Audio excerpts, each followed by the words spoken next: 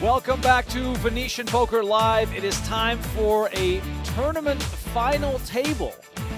We have the DeepStack $800 Ultimate Stack for you today.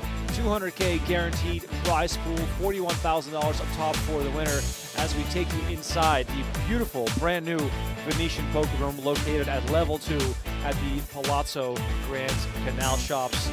My name is Remco Rinkema, Donnie Peters alongside me in the booth to bring you this final table coverage. The final 7 players are guaranteed $6,700, and you know, one lucky player here will parlay their $800 entry into $41,000. So quite the spin up here for one of these lucky players. I guess it's a hat kind of day. 5 of the 7 players wearing hats. Let's see if the players without hats can perhaps do something to stop this fashion trend. All jokes aside here, we're playing 30K, 60K with a 60K big blind ante. There is quite a bit of play left here at this final table as we see our chip leader here in the 1 seat from Kazakhstan, Baurzhan Akimov, with $572,000 in career tournament earnings, come in for a raise here with pocket tens right away. The 2023 GPI Player of the Year of Kazakhstan, and Dustin Iannotti, probably the most known players, at least to Donnie and I here at this final table, looking down at King Queen. Donnie, welcome to the show. Hello. It's good to be back. Yeah, where were you? I don't know. I don't know. Poker, PLO, things. It's good to have you back in the booth here. Yeah, we're getting right to the action. Yeah, tricky spot right out of the gate here for Iannotti. You know, a lot of times sub 20 bigs could find a 3-bet jam with king queen off. That said, Akimov is raising from first position, so might figure that he is strong. So I think not all in 3-bet is worth it here. Timothy Pye next to act. Of course, we remember him from his earlier presence at one of our Venetian Poker Live final tables. He made the final table of the MSPT we had here not too long ago. Iannotti comes with 300K on the 3-bet, actually falls back around to Akimov. And look at this. Let's go with pocket tens. That's a lot of respect. Feels like too much respect, to be honest. A third of his stack Iannotti put in there. Yeah, I mean, listen, the non-all-in 3-bet looks strong, yes, but I think there's going to be some of the range, like Iannotti did showcase there, that are the raise fold variety. I think tens makes it in to go with. You know, maybe you think about eights, right? Dustin Iannotti, founder of Artisans on Fire, digital marketing agency, also responsible for the incredible Alan Keating vlogs, aka documentaries that we've been able to watch on YouTube recently. So shout out to Dustin for creating some incredible content. He, of course, goes way back in the game of poker. He's been around the game for a very long time. Also had his share of his personal success at the poker table. But he still says that his proudest moment was losing to Phil Ivey in the main event. I mean, it's a pretty good proud moment. Absolutely. Shout out to the chat, everyone who is watching us on the PokerGo YouTube channel and or on the Venetian Poker Live YouTube channel. Thank you so much for tuning in. A bit of a change of pace from last Saturday's cash game as we see Jeffrey shove here. Did Iannotti think he was the big blind here? Because limping the 7 deuce is interesting. Probably not what he was looking to do, and he would have been under the gun. So I'm guessing he meant to, or he thought he was the big blind there. That's interesting. Well, He's going to get the news right here that he's about to post the big blind again. Yeah, I know. Let's see what happens here as Aftab Jeffrey takes down his first pot of the day. Former senior engineer from Newmarket, Maryland. He is, by the way, our short stack, which is 9 big blinds, so that was quite a big pickup for him.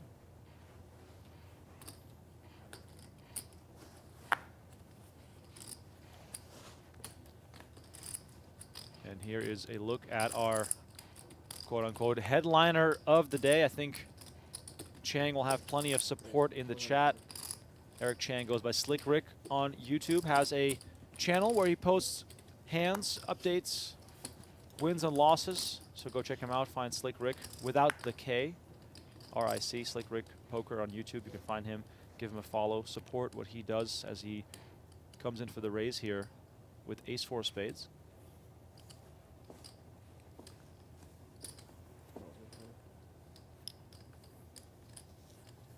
Akimov going to make the call from the small blind. Iannotti finds the offsuit suited connector. Yeah, and I think this might give us a sense of how Akimov is going to be playing, you know, flatting here. I want to say, if I remember correctly from some of my studies, there could be a case that he could have just ripped 2 6s. I know it sounds crazy, but, you know, max pressure against your opponent. That said, your opponent's also deep enough, so if you want to set mine, don't totally hate it. And bingo, set. Wow, ace, jack 6. Akimov flops the set of 6s. Chang flops top pair. But this is not the kind of top pair we go crazy with. No, but I think you do try and find some value. Probably a 1 or 2 street hand, not a 3 street hand. You know, your opponents are calling out of the 2 blinds. Iannotti's probably somewhat wide, getting a good price from the big blind. And then, you know, you just have to trust your reads on what you can peg Akimov's range for. You know, have you played with him throughout? What sort of hands is he flatting out of the small blind? Is it going to be these small pocket pair type of hands, or is he going to also be playing hands like, you know, let's say ace 10, ace jack, ace queen, stuff like that? Is he going to play them a little bit slower from the small blind? I will say that, you know, if he has a small pocket pair, 6s and 5s, yes. I don't think he has jacks at all here. I think that's just a standard 3-bet from the small blind. But your hand is still good once you check back a flop that you have to call at least 1, and then you can see what sort of sizing Akimov comes with on the river. The river brings the 10 of clubs. Akimov, of course, now considering what kind of value can I extract here from my opponent with almost $1 million in the middle.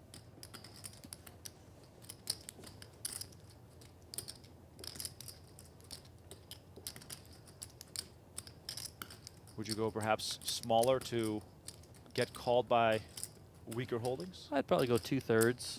You know, I think trying to get 2 streets, get somewhat greedy but not overly greedy about your hand. I think there are going to be a lot of medium to weaker aces here from Chang that are played just like this. You know, check back flop and then just call down. Well, Akimov goes for slightly more than half the pot, and he's going to get the call, and Chang is going to see the bad news as Akimov tables his set of 6s. We have some serious blood being drawn here on the 3rd hand of play. Akimov, who started as the chip leader, now expanding that lead to 4.9 million versus the next closest stack, both Pi and Edwards, on 1.6. Yeah, and this is really going to allow Akimov to put a lot of pressure on his opponents. He had a big chip lead before, but now it is much larger. And of course, Chang was 2nd in chip, so he widens that gap with the field further, does Akimov.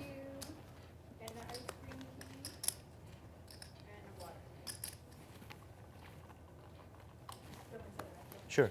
Thank you.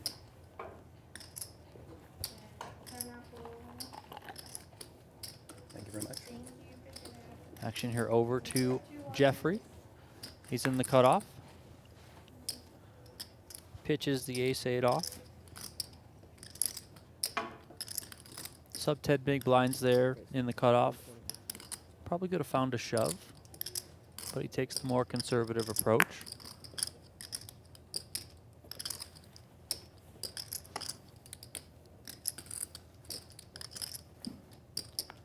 Akimov attacking on the button, and it folds to Pi in the big blind. He gives it up, so chip leader wins another one.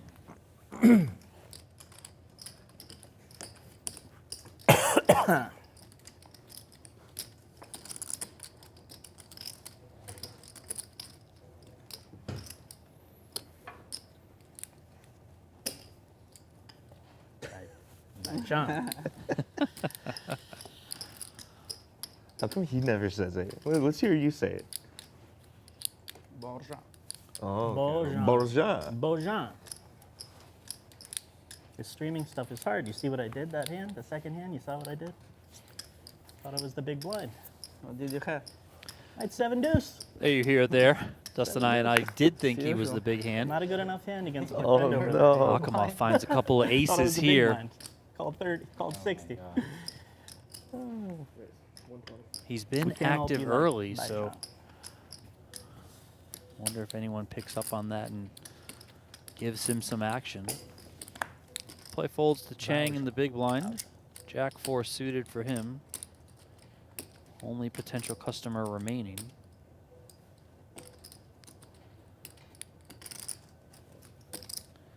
He is in there, so heads up we go to the flop.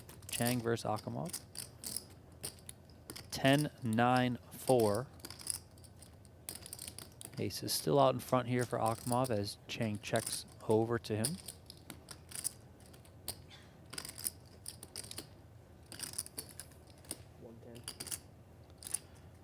$110,000 is the bet.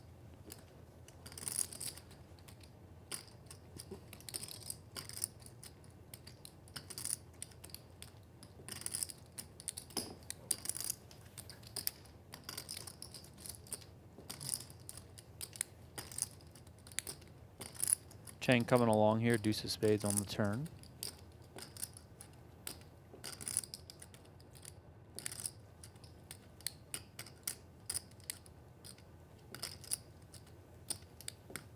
A little optimistic here from Chang, perhaps, given the small stack size he has to work with relatively to go after something as tough to hit as like a backdoor draw. Yeah, I mean, I think Chang just, you know, you flop a pair, you got to call one street at least, you know, especially if you're up against late position chip leader. He's going to be firing pretty wide on the flop, I would imagine. So it's not always just value there. I think now, you know, you probably just have to fold. Akimov, though, goes extremely small, 180 into 550.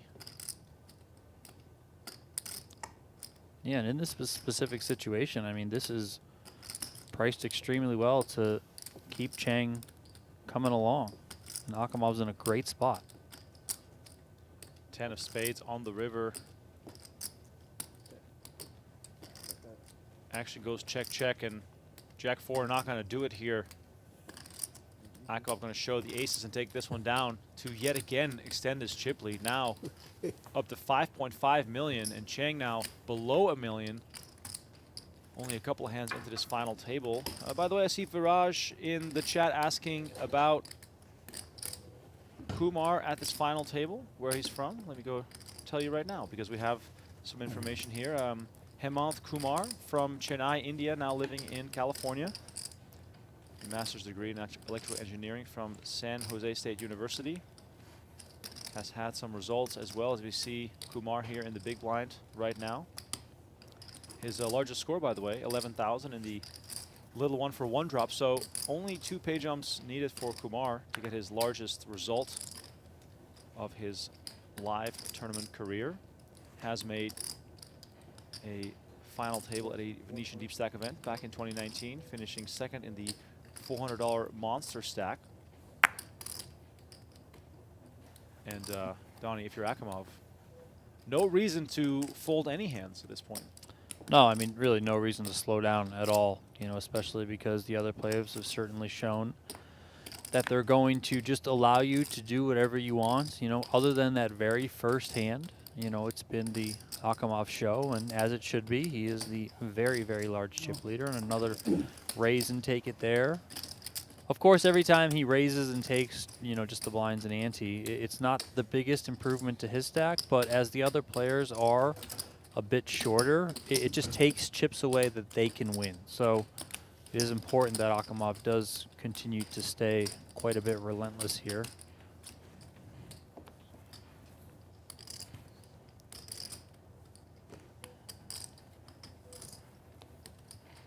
Jeffrey the short stack with 9 big blinds. And of course, ICM considerations a very real thing here. These players have only invested $800, so the pay jump's extremely significant in that regard, and Baurzhan. folding is definitely valuable. Pi pointing out that Akimov actually folded pre-flop. Shocking, we know. Does open the door here for Iannotti.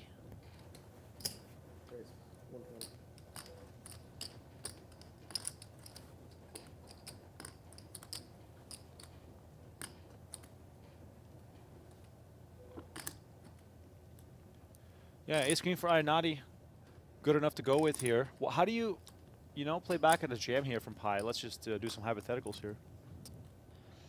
Yeah, I mean, probably player dependent. You know, if you have any sort of reads or anything on Pi, how he's been playing.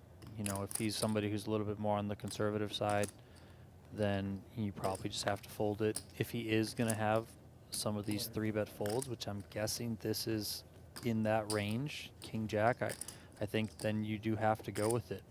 Kind of a similar spot to what Iannotti opened the day with, where he had the king queen off and came with the small 3-bet. This is very small here.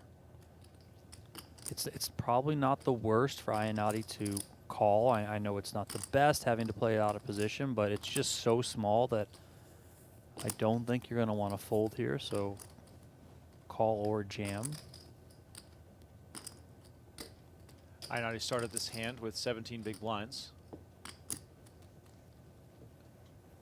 Pi has him covered by just a few here, and we are going to see a call. So we're going to see heads-up action here on the flop. 5-15 in the middle.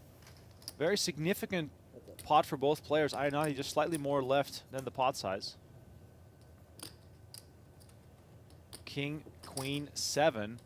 Now, this is all Pi right now, but Iannotti must feel as though this could be worth continuing on. Yeah, I mean, let's see what sort of sizing Pi comes with here. It's kind of a tricky spot for Iannotti. You know, he blocks the ace-king, for example. You know, how often is your opponent going to have aces? You block that as well. But again, you know, going back to how you assess the pre-flop ranges, if the hand's like king-jack off, maybe even king-10 off, if he's a little bit looser than most, get in there. Well, this does favor Pi. Also have to factor in, you know, how is he going to play a hand like 2 10s, 2 jacks? Is he going to come with a small 3-bet pre-flop, or is he going to likely just try and get those in pre-flop? And then if he, you know, if he were to come with a small 3-bet, would he continue here? I mean, I think it's worth calling one for sure, especially at this price. I mean, look how small this is. Yeah, Pi just goes 80,000 into 640. You know, it's almost like a check at this point. And Iannotti makes the call, 7 pairs on the turn.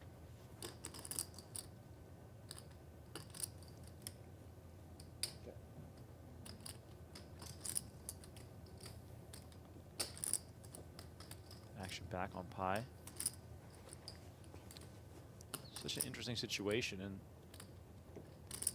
also from Pi's perspective, you know, got to give Iannotti credit for a range that includes strong hands, and the ace on the river is going to save Iannotti, and at this point, we're probably going to lead here, right? Yeah, I think you just want to bet your own hand. You know, I think the hands you're most concerned about, let's say kings, queens, ace, king, even aces, I think all those hands are just going to be betting the turn. So I would prefer to lead here on the river. You know, don't give your opponent a chance to check back.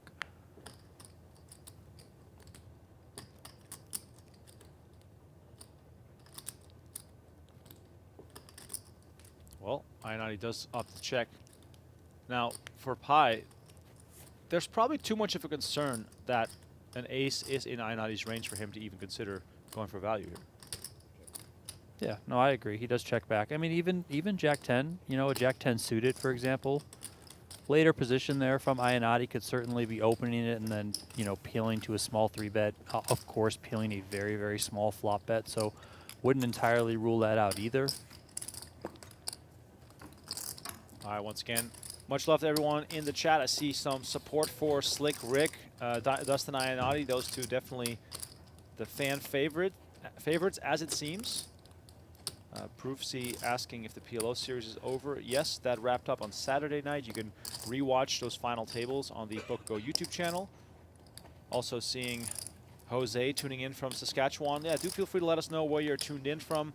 All we ask of you on these live streams is to please hit that like button and subscribe to the channel. We very much appreciate you all for tuning in. We're going to show this final table until a winner is crowned, who will walk away with a $41,000 payday off their $800 investment. And the reason I emphasize this is because that means that you, the viewer, could also one day play on this beautiful set, because Venetian offers tons and tons of live streamed final tables these days.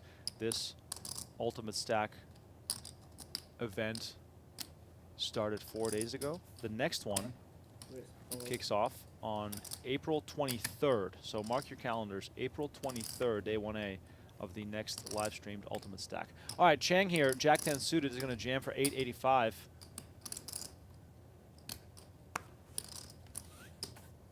Still 14 bigs, Donnie?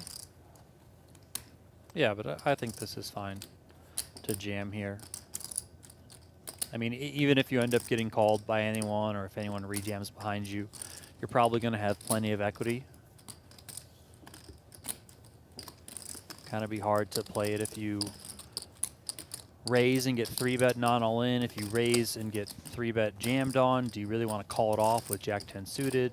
You know, especially when you have Jeffrey over there that's so short. So just make everyone pick up a hand. And again, if you do get called, Jack 10 suited probably plays well when you're running out 5 cards.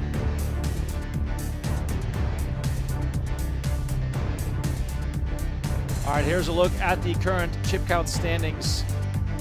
Baurzhan Akimov running away with it for now. The question is, can any of these other players mount a bit of a comeback to give him some resistance? Aftab Jeffrey at the bottom of the counts will be the first to be forced all in if it comes down to it. Nice one here under the gun for Iannotti. Ace king off. He's been picking up some hands early.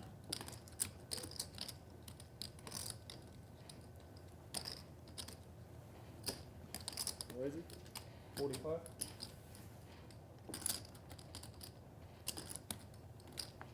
$120. Oh, 120. Yeah, my bad. I'm sorry. 120 from Oh, okay. Iannotti to kick things off on this hand. And Chang finds a really nice looking pair of 8s. Yeah, this is kind of a gross spot.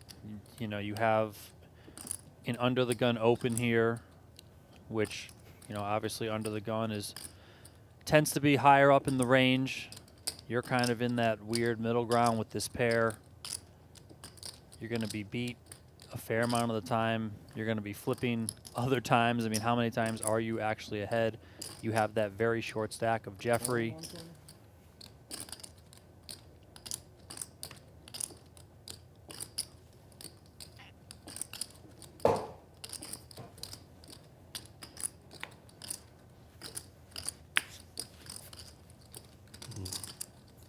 Come on.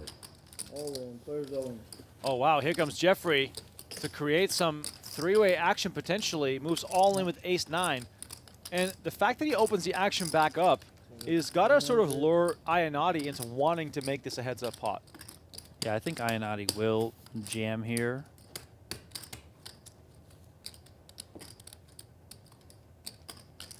This feels like some impatience here from Jeffrey. You know, you have an under the gun raise and a call off a 17 big blind stack from Chang. So ace-9 off probably doesn't make the cut there, but Jeffrey goes with it nonetheless. And this gives Chang a chance to get out of the way. We'll find out over the course of the next 5 cards You look good. whether his 8s would have been the hand. But for now, Iannotti in a terrific spot here to reduce this field to 6 as Jeffrey with ace-9 You're not going to counteract this stand-up? looks for a bit of hope here. Your backpack. Yeah. Oh, the back. Standing We'll up see and grabbing the flop. backpack. Okay. Maybe I'll do a half swing. Okay. Classic move here.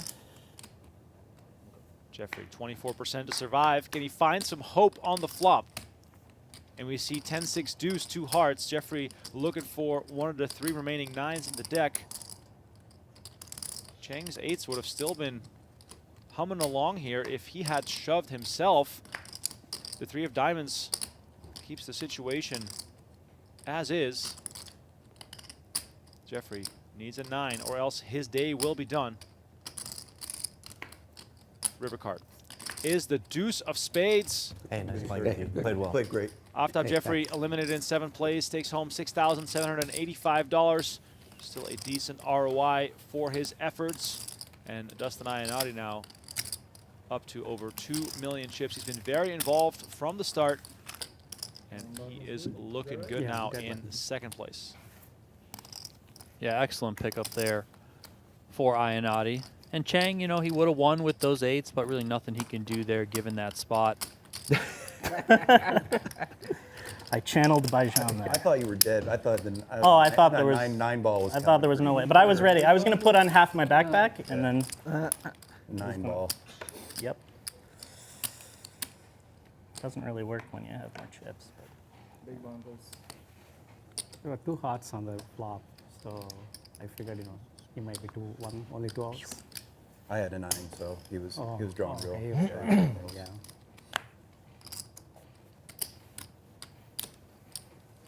All right, looking at the short stacks right now.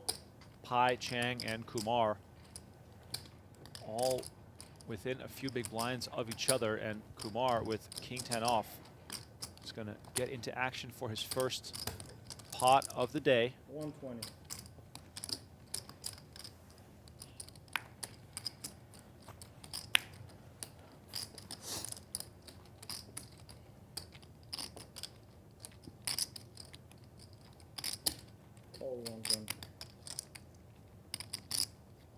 Edwards also involved for the first time today. He's going to make the call with ace-2 suited, and Akimov in the small blind is getting a decent price here, even though he's out of position, but some implied odds here potentially. Yeah, I mean, he could call if he wants to play a multi-way pie. He's obviously got the chips to do it. 3-betting seems a little difficult in that spot just because both Kumar and Edwards, they haven't played a hand up until this point. That also does make it interesting that you do see Edwards flat here. Now, yes, he is in position, but Kumar is opening off 15 big blinds and has not entered a single pot until this point. So that would tell me he's probably got a pretty good hand. Of course, we have the benefit of seeing the cards, so that's a little bit weird to say knowing I'm looking at King 10 off here, but still, I would have probably pitched the ace-2 suited. Well, Iannotti is going to accept the invite from the big blind, and we see 8-3 deuce 2 diamonds. Edwards with the nut diamonds as well as a pair of deuces. Kumar misses, and Iannotti with top pair queen kicker. Now, how far are we willing to take this top pair for Iannotti if we see any sort of aggression from these 2 players who entered their first pot after 10 hands of play? Well, I think you're definitely going to be taking it past the flop. Of course, there are, you know, several scare cards that could change things.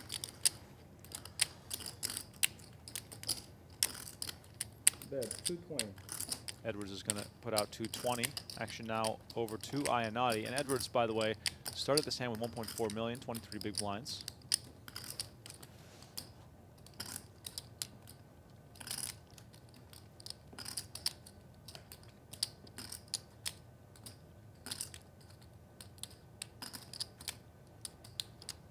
Now, I think his hand looks a little bit more like the type of hand that he has, flush draw type of holdings.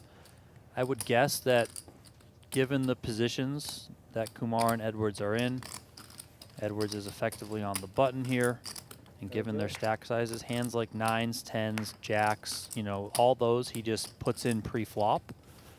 So if I was Iannotti, maybe I just elect to check jam over those stack sizes. I do have a little bit more of a comfort knowing that I just won a big pot to get up over 30 big blinds.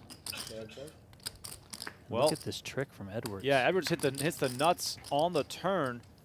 He's got the ace-high flush and opts to check back. Almost $1 million in the middle as we see the 7 of hearts on the river. Iannotti not going to bite himself here.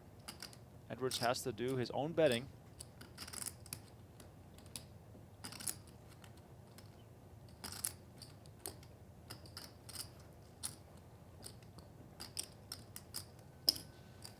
$150. And look at this, Edwards coming real small with 150.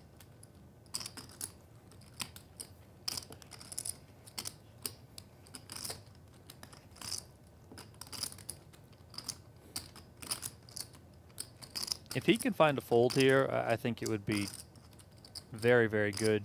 Very much discipline here, given how small this is. I think your hand has too much value to turn it into a bluff and raise it, but I also think it doesn't have enough value that you want to raise it for value. So I would lean to just call here. Oh, showdown. Does make the call, and Edwards gets Chang some call. additional value here. Do you think Edwards could have made more chips in this Very good situation, flop. making Yeah. any changes to his decisions? Yeah, like I think he could have bet the turn. That's one path. And just possibly try and go 3 streets. I think he also could have bet a little bit larger on the end if you do want to check back on the turn like that. So I think either of those probably would have allowed him to make. I mean, it's not a ton more, right? But maybe he makes 200,000 or 300,000 more, This which is at the this same. juncture, it does add up quite a bit. Well, Edwards jumping up the leaderboard now into second place, up to over 2 million. Iannotti taking a step back into third here. Once again, welcome to the show, everyone who is watching on this lovely Monday night in Las Vegas. I feel like we can finally say that spring has started, and it's going to be summer next week. That's just how it goes in Las Vegas. The action also heating up around town. Oh, sorry.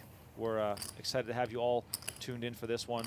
That's what he meant by this hand. Make sure to smash the like button and subscribe to our Of channel. pressure. By the way, Yeah. over 5,000 subscribers now on the Venetian Poker Live channel. Cruising. Cruising along. Join the community if you haven't already. There's a link in the PokerGo YouTube chat if you want to join us on Venetian Poker Live. Patrick Chen in the chat says, good luck, Slick Rick. Seeing lots of people rooting for Chang here as we see the action fold to Iannotti in the small blinds.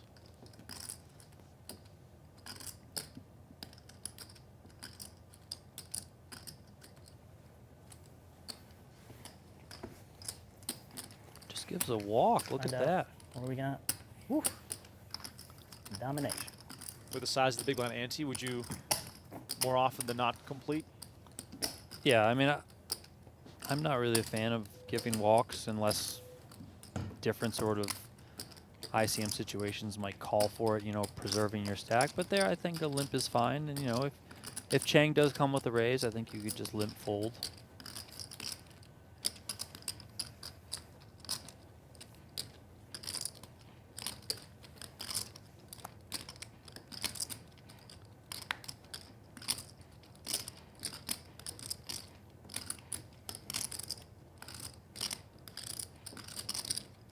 And Edwards with a very playable pocket eights. It's a 160 min raise.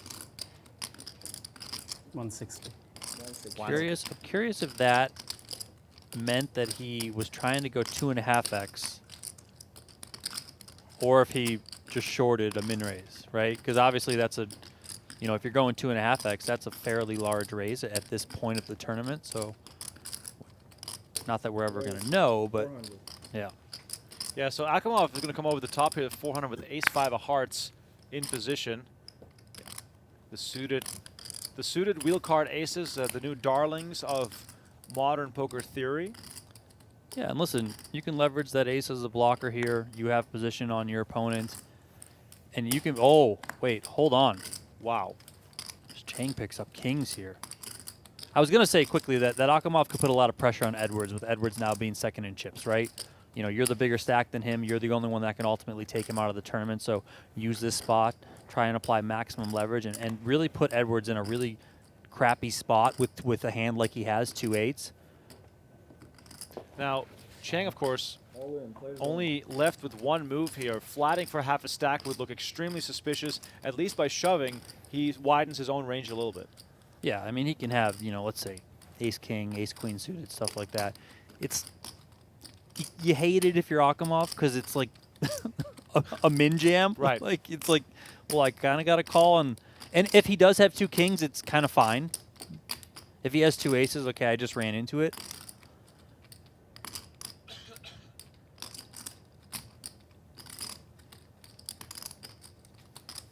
And Edwards is going to surrender his eights. Akimov knows that he is priced in, and we're going to see a big all-in showdown here.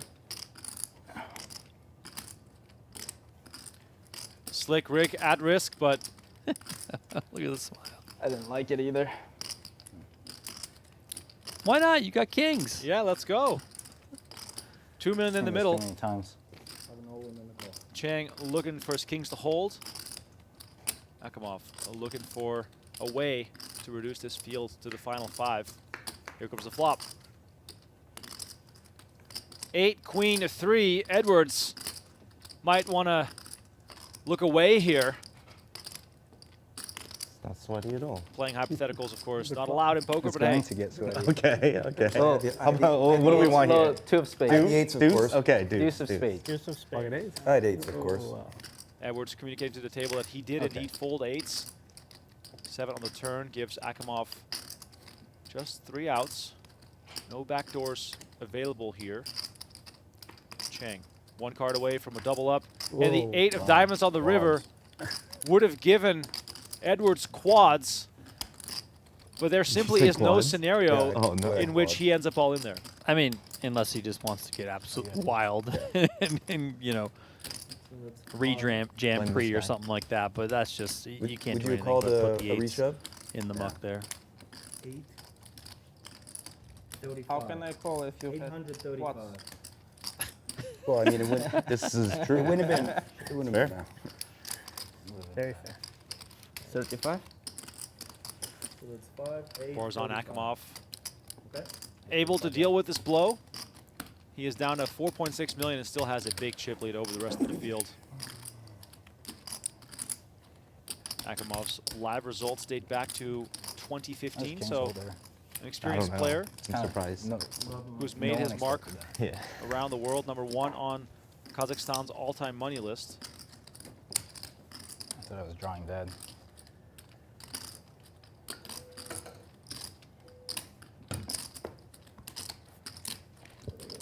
Wesley, John, and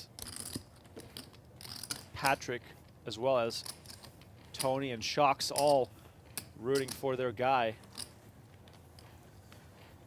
Slick Rick now on just shy of 2 million, making him a real contender.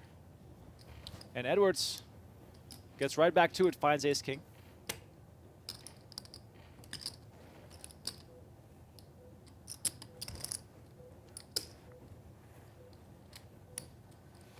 It's 160 anyways. Oh, sorry, I thought that. So raise 160.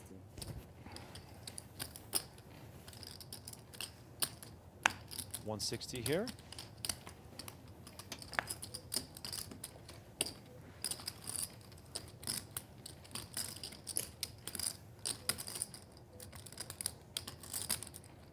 Actually folds to Kumar in the big blind. Just down to 670 if he folds here, paying the big blind and the big blind ante. Just has to call a min raise. And here we go. We're going to see a flop. Call 160. Perhaps looking to get aggressive here if we flop a flush draw. If he flops anything, right? 7, deuce, 4. That is qualifying All in. as All anything. in, play And all in. he moves all in right away. Nice move there from Kumar. Yeah, I mean, top pair ultimately decides to go with it. Well done by him. I'm getting that pickup.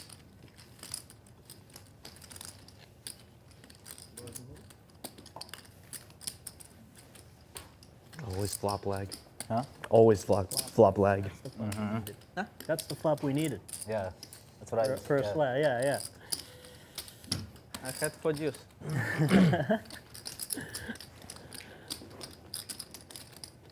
Did you have like king, queen suit or something? King, queen of hearts? Come on now. Pretty good guess. Okay. Pretty good guess. One's 80. 40-80. 40-80. Yeah. Got it.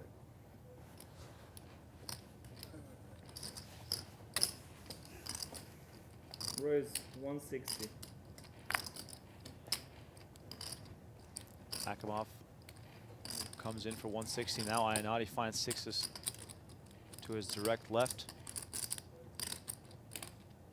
The middling pairs becoming harder and harder to play at final tables like these. Yeah, definitely. Kind of an awkward stack size too. Again, you do have that under the gun raise. Now that said, listen, I mean, is there an argument to small 3-bet once again? I mean, the guy folded 10s before when it happened on the first hand of the day, and you had king, queen off.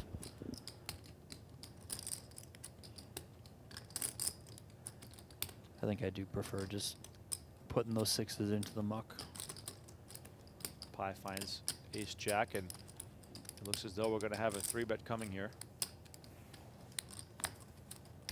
Where is it?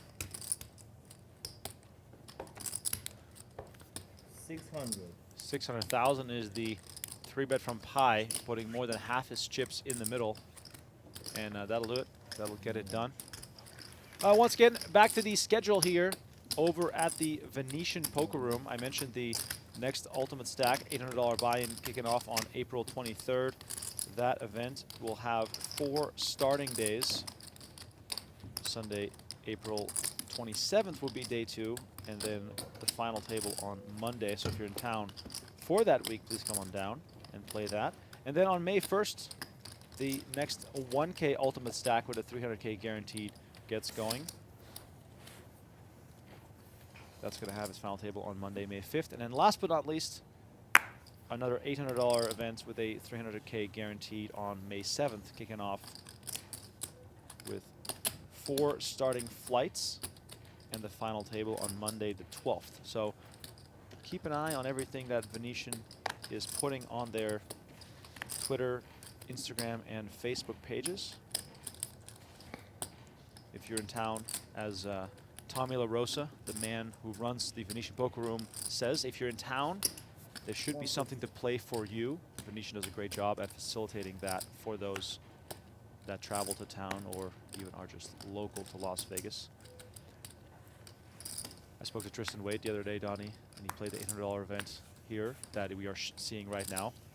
And he said it was insane how many people he recognized in the poker room. You know, all the local players just come out for these events. Pivot back here to the action. This is a big one potentially. Yeah, this is probably going to result in all-in clash between these two. I mean, maybe Chang finds a tough fold being second in chips, but Raise I 480. mean, we've already seen Akimov 3-bet once with ace-5 suited. That's the hand that Chang woke up with 2 kings on. So knowing that, knowing he's been willing to get after it, I think this money ends up getting in here. Absolute brutal cooler at the final table. Slick Rick finding 2 10s against the chip leader.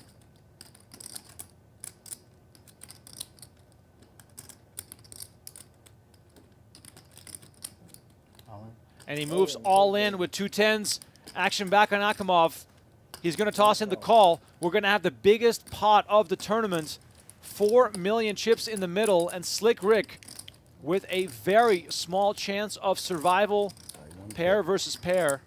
Okay, now you ask for sweaty. And the rich about to get a lot richer. I would like some sweat. Maybe some hearts. Okay. What a massive clash here. Could Chang have Sweaty played flop. this That was any in other there. way? I mean, it's hard. You know Akimov's been getting after it, so it's just a bit of a cooler, to be honest. All right, here comes the flop. Queen 8-8. Chang Decent start. looking for a 10, but as we can see here, Oh, wait. 10s No, not No, available no, to no, him. no, no, There's sorry. no way. He wanted the 8-9 queen, Yeah. not the 8-8. Chang You're right. You're right. looking for another way to escape here, and the ace of diamonds is going to remove those options for him. Absolutely brutal way to go out in a 4 million chip pot. River card brings the king of Good luck. clubs, Good game, man. Good luck. and Slick Rick gets eliminated from this final table.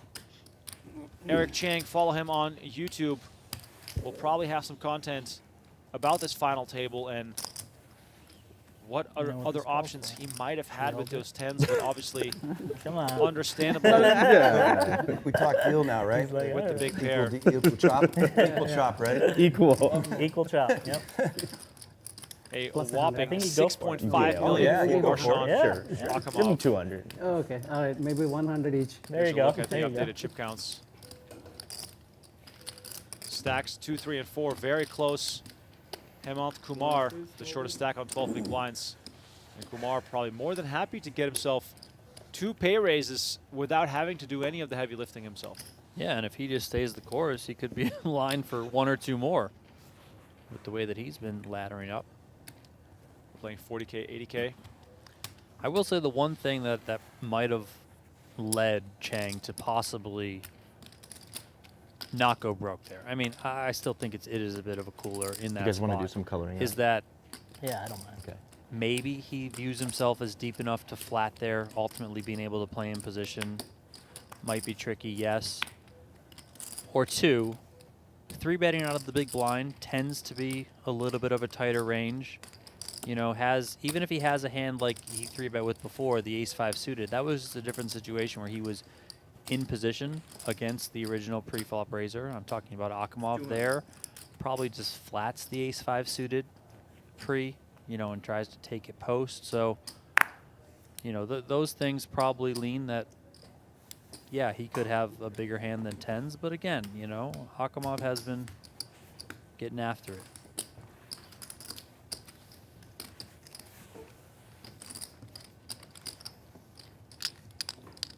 I mean, And Akimov speaking here of with 10s, he yeah. won that hand. I know, and over half the chips in play now.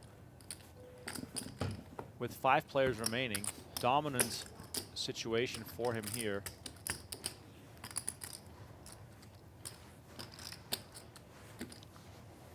Yeah, not only is it a chip stack or a chip leading stack of over half the chips in play, but he's got Kumar over there who's sitting with around 12 big blinds. So that really does handcuff the other 3 players at the table because they're all bunched in between 17 to 19 bigs.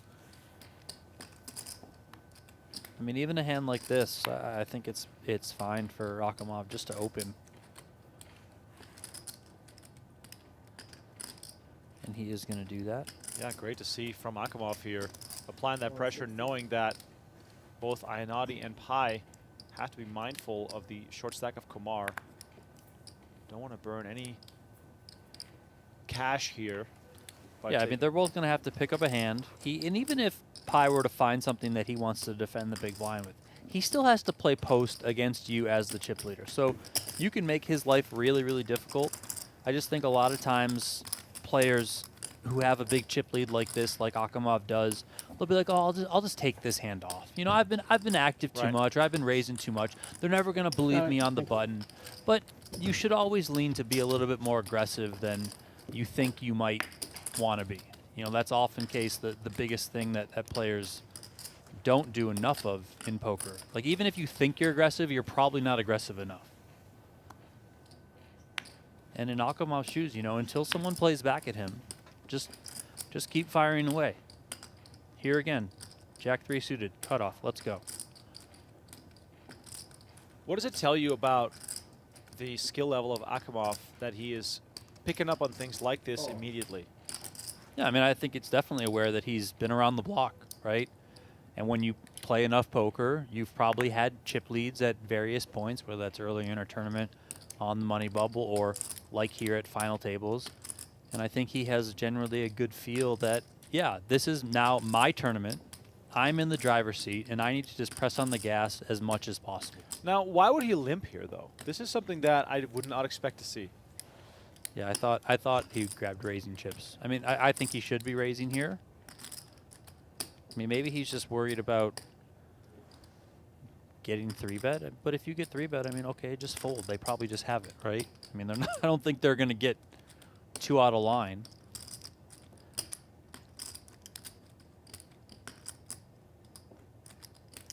Pai in the small blind, having to try and interpret whatever this limp means. It's also like confusing in these spots when you expect a certain pattern and then something different happens. Yeah, and I mean, I don't think he would be limping. Why would you ever limp a premium? Like, why would he limp aces here? You just raise, right? You've been so active, just raise. So it almost feels like it would be a hand like deuces, Right. if anything. And then if you're high from the small blind, I think Jack 10 off is enough for, you know, half a big blind to get in there. Hopefully you flop something somewhat decent. Big blind's just going to have a random hand. Yeah, and if, you know, if the big blind raises and you have to fold, or if you whip the flop and you have to give it up, okay, you gave up an extra big blind. But I think you can flop good enough post with Jack 10 off.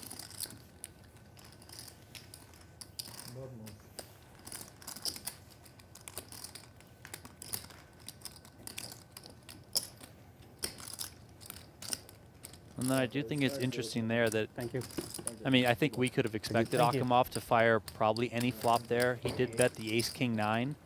And I know Kumar didn't flop anything other than some back doors, but probably just file that in the back of your mind, be like, okay, he limped from the cutoff, and now he's betting an ace-high flop. Right.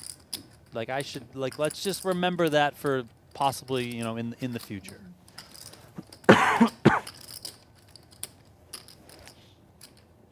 Once again, welcome to the show. A little Monday afternoon final table poker action here on the PokerGo channels as well as on Venetian Poker Live. Please do us a favor. Like this video and subscribe to the channel. It really helps us out. Venetian Poker Live. Brand new on the internet. Trying to bring you high quality poker content, cash games, and tournaments.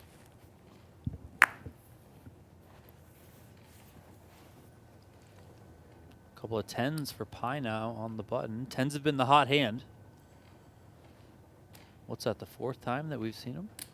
Yeah, it's kind of crazy how that goes sometimes.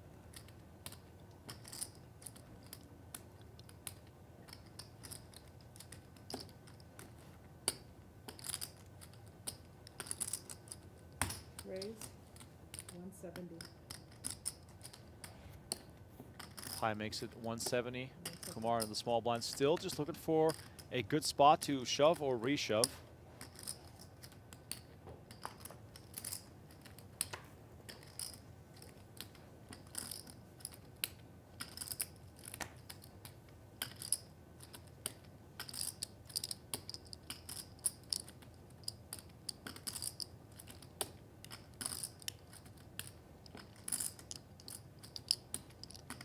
Kumar really thinking about it here? Yeah, I can't tell if he's actually thinking about it or if he's just posturing here. I mean, it definitely looked like he obviously looked back at his hand a couple of times and then looked right at his chips, kind of like at least giving me the idea that he might have had some thoughts there that he wanted to get a little bit crazy.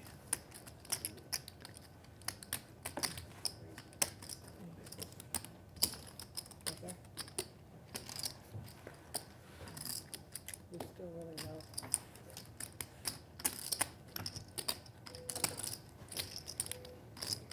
One thing again, I'm just a big fan of the chips. They're very distinct colors, nothing really blended in together with one another. That's like one of the most underrated things I always feel like in a poker tournament.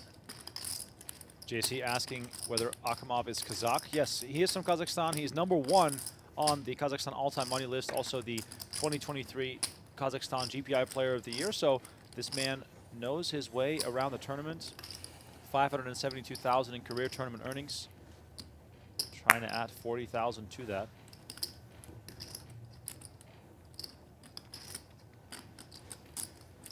A shout out here to Kimok in the chat. Says that he played in the Venetian Poker Room last week. He said the best 1-3-0 limit. And then every 30 minutes during the dealer change, they did a PLO double board bomb pot. And he said half the players had little experience in PLO. So, you know, take that for what it is. But that sounds like a good opportunity for some fun gambling action if you can get into a game like that. To 190. 190. Philip joining us on Venetian Poker Live. Philip, thank you for tuning into the chat. Everyone, please, you know, feel free to send your questions, requests, thoughts, and other things you have on your mind. We're trying to make this an engaging show, accessible for players from all levels. And this one will go to Edwards with the pre-flop raise.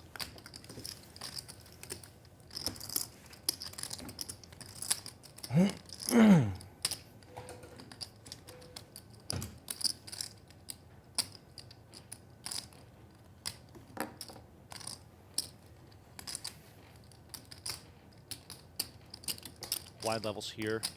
40 minutes in length during this event. Lots of room to play for these players. Right now, things might look a little skewed because of how many of those chips Akimov has in front of him. Broski Poker in the chat says, love the new Venetian Poker Room. I think you speak for all of us. Love it here. Especially with the in-room dining, the beverage station, coffee machine. I mean, come on. What else can you wish for as a player?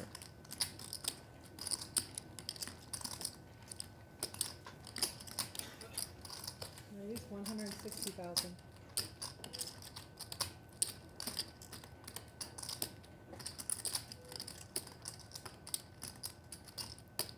Kumar has said enough folding.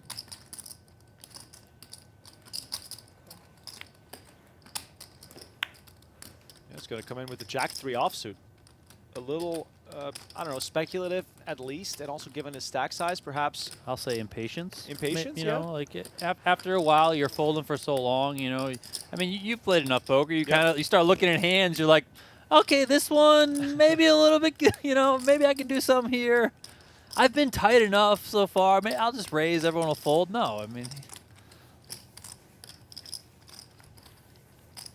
Well, Edwards already made the call on the button, and now Iannotti with the suited ace in the big blinds.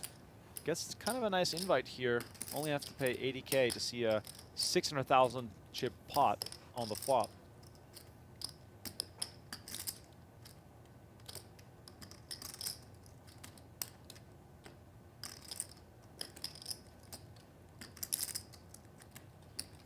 Is Iannotti perhaps thinking about something other than calling?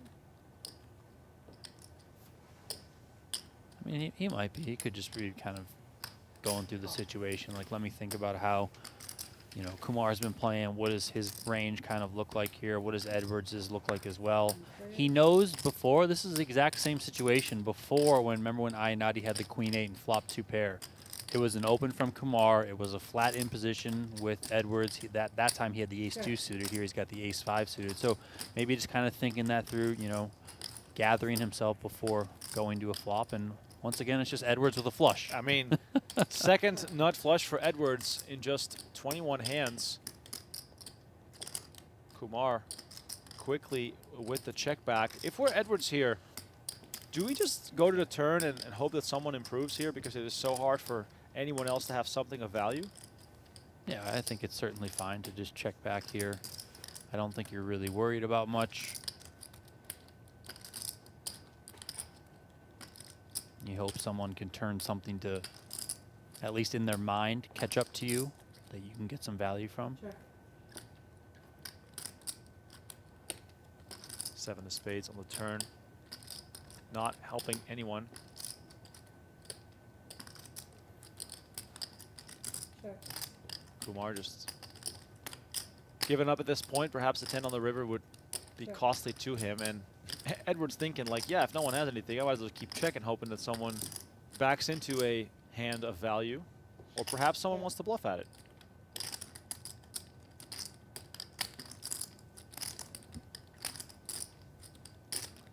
Check. And now it'll finally come down to Edwards doing some betting of his own.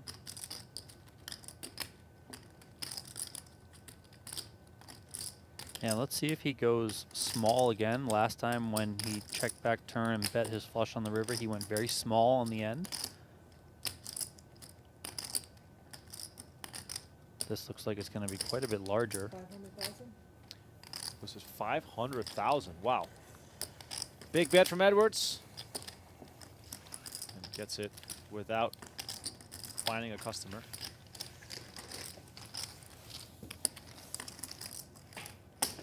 All right, Edwards up to 2 million. Kumar pushed further down, now just on 7 big blinds.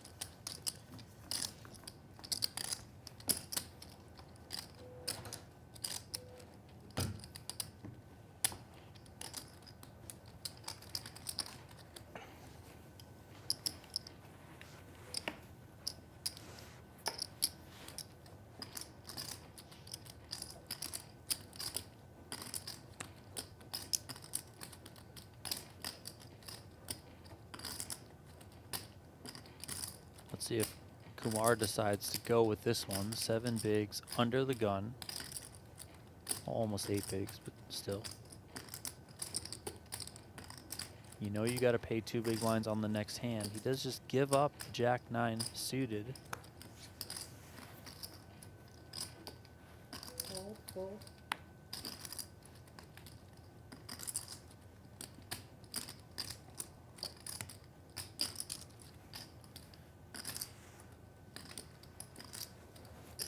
Call. Akimov again with a limp here. I'm starting to think that this is a major part of his strategy in general. Could have just applied that pressure. He's got the same players in the blinds that he fought with last orbit, and those players are both very much supposed to be concerned with Kumar's short stack.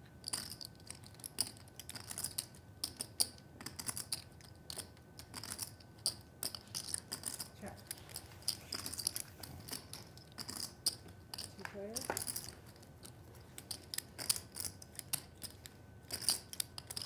Jack 8-3 on the flop here.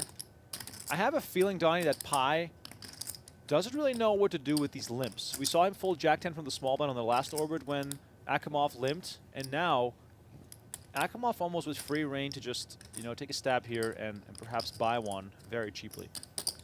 Yeah, and you know, I think that Akimov could ultimately get himself into trouble. I mean, maybe he has a lot of experience limping like this and playing post, but you're allowing the big blind to just see a free flop.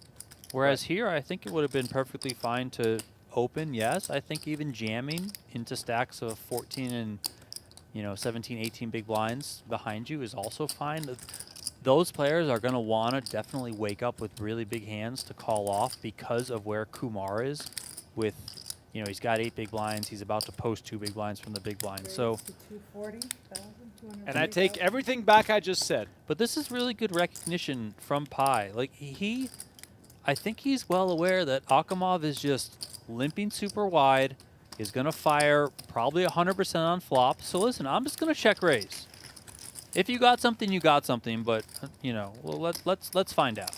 I like this a lot from Pi, applying that pressure, and you know, Akimov perhaps having to reassess whether limping is worth it. Could have and would have potentially taken this down with a raise again. Now I think a limping strategy is probably a little bit more welcome if you're somebody like in the spot of Edwards, right? Where you're second in chips, maybe you don't want to raise and get 3-bet from Akimov, who has already 3-bet you, you know, in position before, so maybe you just come with some limps in that way. But as the big chip leader, just get it as aggressive as possible. Again, make the other players have to make big decisions, have to pick up big hands. Like, you know, don't make it easy for them. Raise 160,000.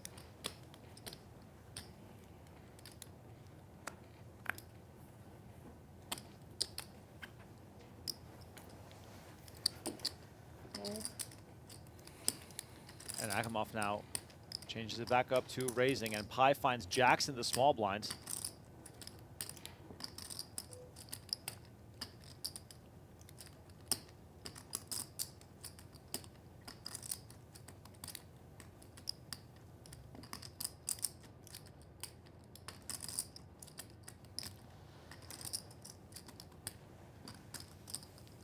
Raise. Pi comes with the expected raise here. And it's a quick toss here from Pi. So 2 in a row here for, excuse me, expected fold there from Akimov. Pi's going to take this one down. Back-to-back pots.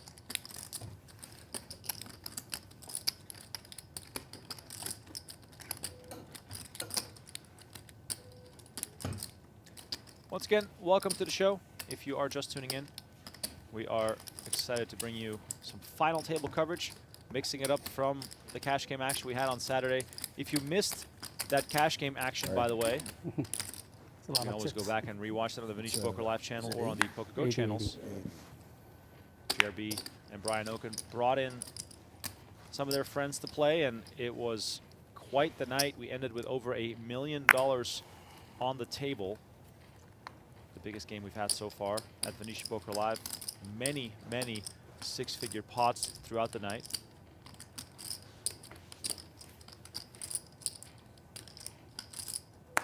All in. All in. And Kumar jamming Jack 7 of spades, only has to get through Edwards. Gets it done.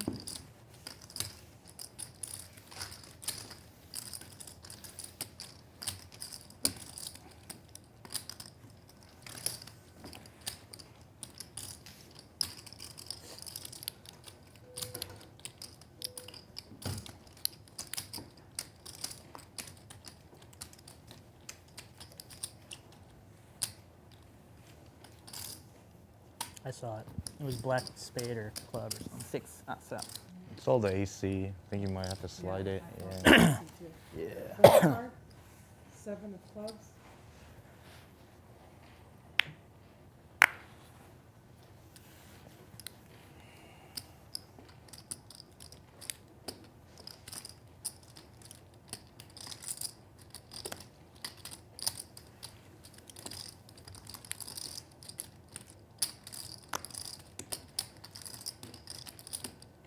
Nine of spades for Edwards. Very playable, of course, but out of position in the tournament against the chip leader. Got to flop really well.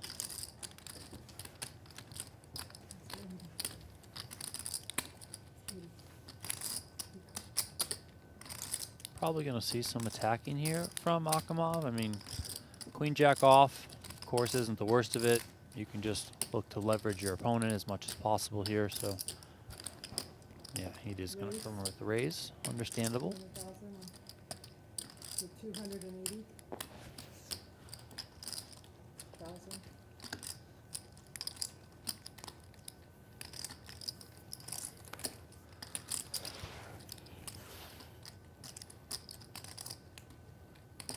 Is there any way for Edwards to proceed here, or simply stack sizes do not allow for it?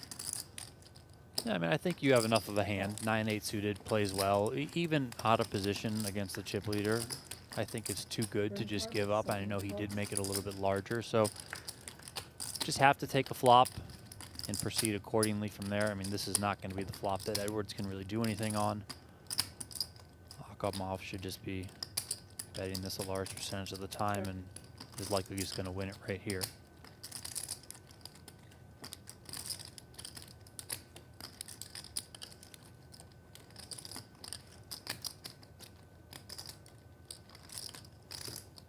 $160,000. 160 the bet from Akimov. Edwards not even looking at any promising backdoors, simply seeing a flop that doesn't connect with him whatsoever, and he is going to let go of the 9-8 of spades.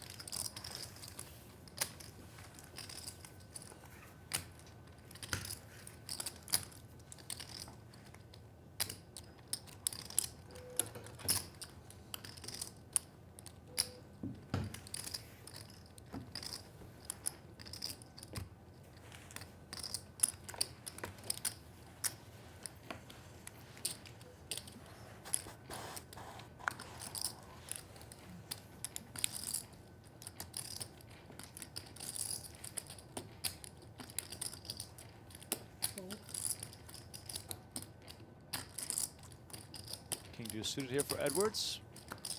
Perhaps a opportunity here to steal the blinds. Now, how loose do we play back at button raises if we're Akimov, given the fact that Kumar is sort of sitting around waiting and Edwards has to pay close attention to those stack dynamics? Yeah, of course. I mean, I think he has to be wary of where Kumar is, you know, but I think you can still be, Was it 180? let's call it cautiously aggressive on the button.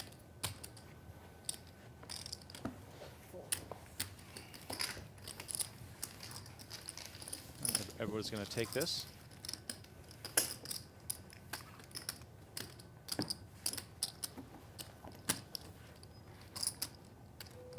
Is it yours or mine? Yeah. Thanks. Thank you. You got a chip hiding over there in the corner too. Oh, thank you.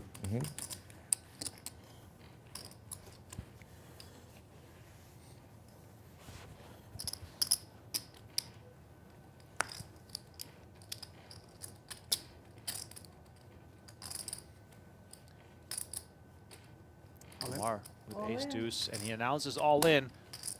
You got to take the spots that present themselves to you.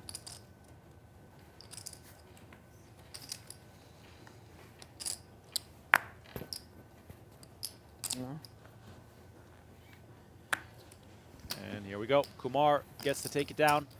Important pickup for him as the players will go on a 15-minute break. We have reached the end of the second level of the day. We're coming back to 50K or 100K after some highlights. Akimov on top, 85 big blinds. Play will resume in 15 minutes. Thank you all so much for watching. We'll be back in just a few minutes.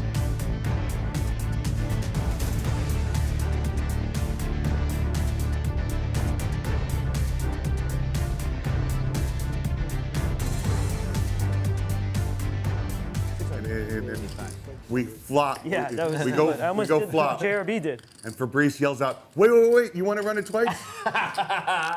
Came 10 rag. I had aces. The other guy had kings. He had 10s and flopped 10 rag. He's like, you want to run it twice from here? Oh my God. What are you doing? That's Checking wasn't. Did he end up That's scooping? not- He scooped, right? Yeah, he scooped. Marcus gave me the one. I'll never forget that. He was the one who wanted to run it once. He flopped that set of 10s. So he's like, wait, stop. You want to run it twice? That's crazy. Fabrice. Royski.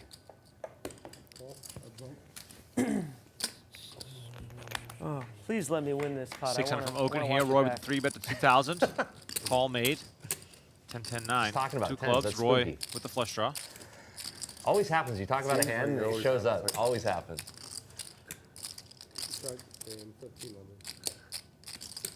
How about when you have cards and you're playing and it's always the next board was just perfect for your hand from the last hand. Dude, I had ace 10 last hand. Would have been lovely.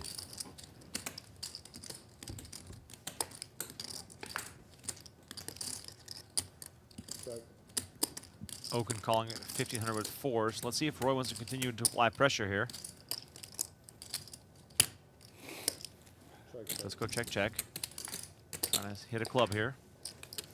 Instead we Can I get see two more queen. sugar fruits, please? Yes, thank you. And you can just keep them closed. And then Ooh, interesting here for Thank you. Roy. He knows the checking is not going to win him the just pot, keep so them sealed. This one's. if he wants to have a chance Thank you so here, much. he's going to need to bet it. Yeah, you know, if he thinks Oaken is in there with a hand like an 8-9, for example, then come firing at it, trying to get him to fold. It looks like he's going to do just that.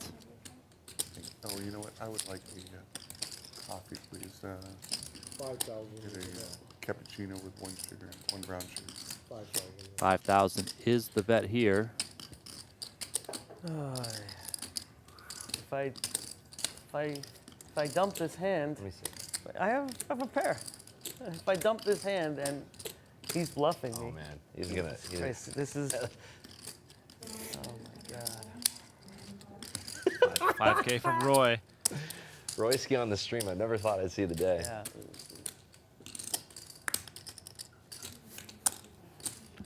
Gotta love this bet. Oh, Roy. Sounds like Roy's the type of guy to kind of rub it in if he gets a bluff I love through. this dynamic.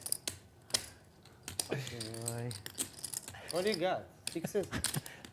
What's the difference? No different. Huh? No different.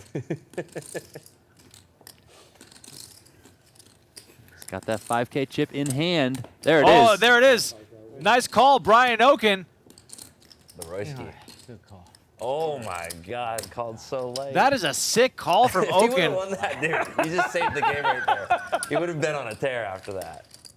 Okay, here's my thing. My mom, when she drinks wine, she has ice in it all the time. I don't mind the idea of having a colder glass of wine.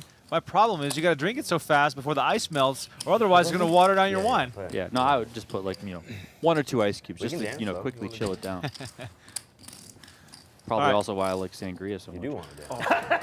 Here we go. Let's go. Here we go. Oh, baby. Hand? Of course, we No still pair. got No pair. We got No a big pair. one here. It's king. Out of Oh, you're nowhere. good. Yeah, you're very good. Rips Oh, is tired of folding. Two times. Yeah.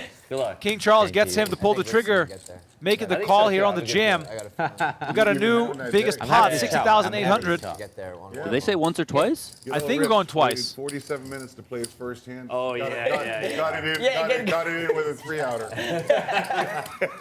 10 king. That's a good card there, yeah. That's a Rip's roll. He just he couldn't write no more. You know? Yeah. 2 times signaled from Charles. I know. Rips hoping to get lucky and chop this thing. There it is. Oh, jack in the middle. King right behind it. There it Came was. too quick. No diamonds alive here. 10? Maybe Queen 10 good. gives us some outs here.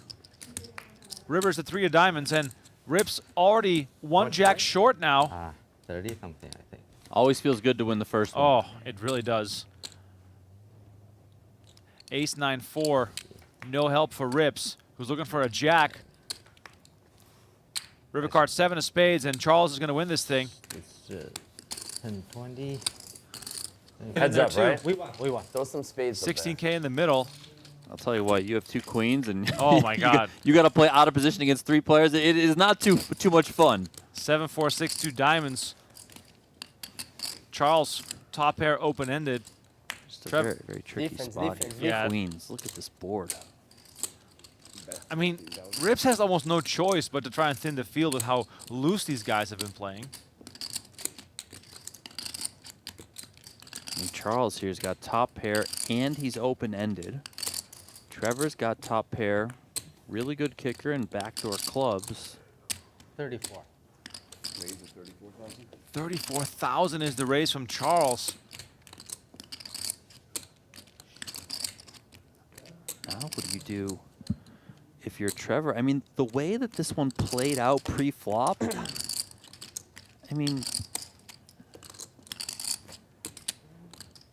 Trevor doesn't like folding. We saw him take the biggest possible swing earlier with ace-king. What he said? Right now, though, Did he texted you something? the look of top pair I asked, are you might be extremely scary up against 2 players.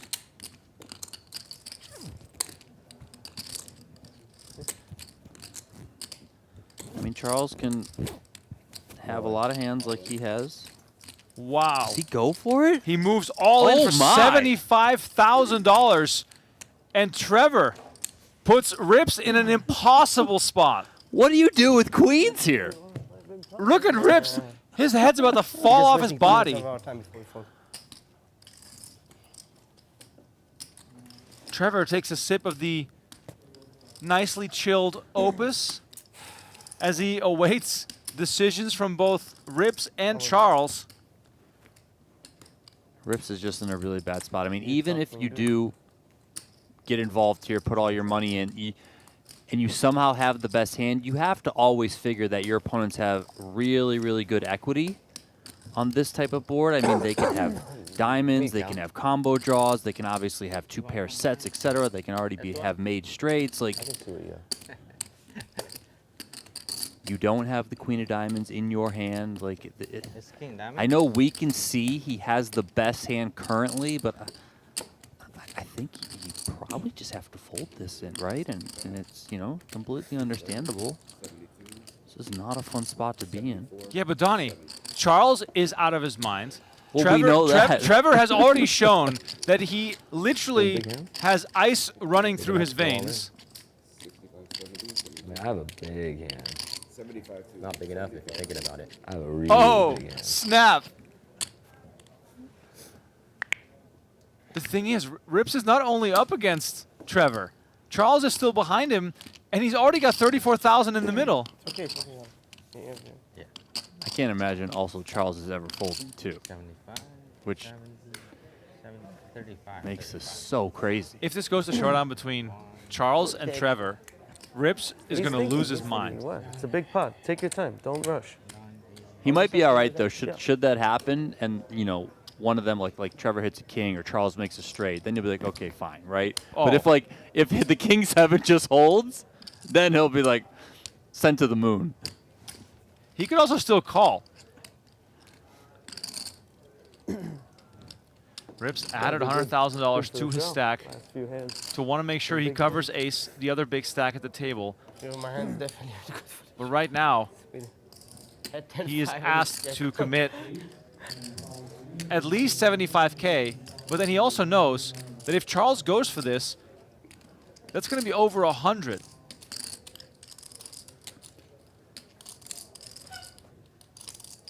It is still possible this becomes a three-way all-in. I just want to say that for the record. And, you know, many of us who have played poker, yourself included, like you get in these spots where it just hasn't been your night, it hasn't been your tournament, whatever it is, and then you get such a big hand and it's like, really? Like this is still happening to me?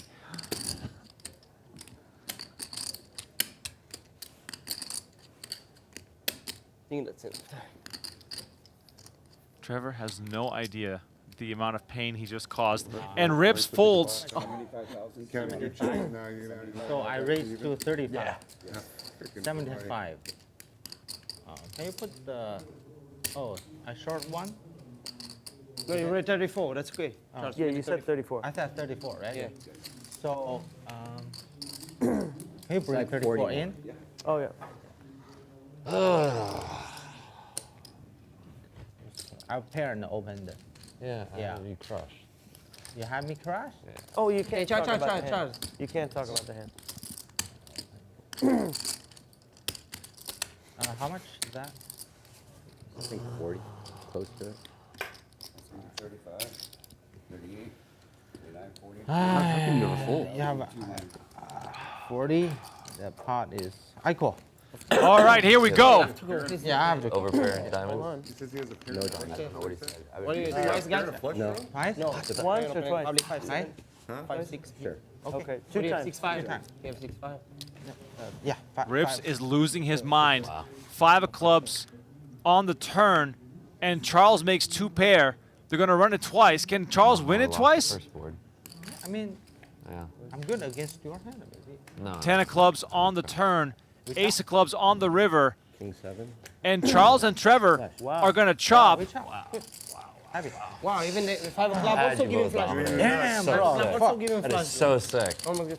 You had the best hand. You kind of knew I it. know I had the. I know I had the best. Yeah, you have all. Rips has top set of queens. Roy has aces with the ace of diamonds. Oh my God. JRB has top pair with the 9 of diamonds in his hand.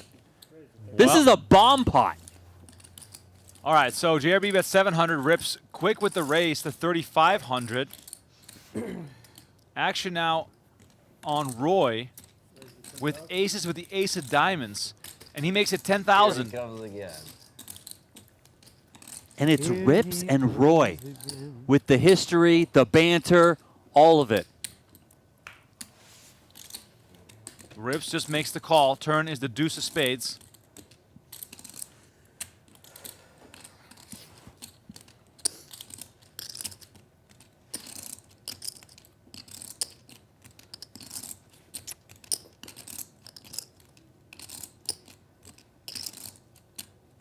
$14. 40,000? 14. Oh, 14. 14, Okay, 14. 14. And Rips is just going to make the call. River is the king of diamonds, and Roy makes the nut flush. 50K in the middle. Roy has 30K left. And look at that smile on Rips' face.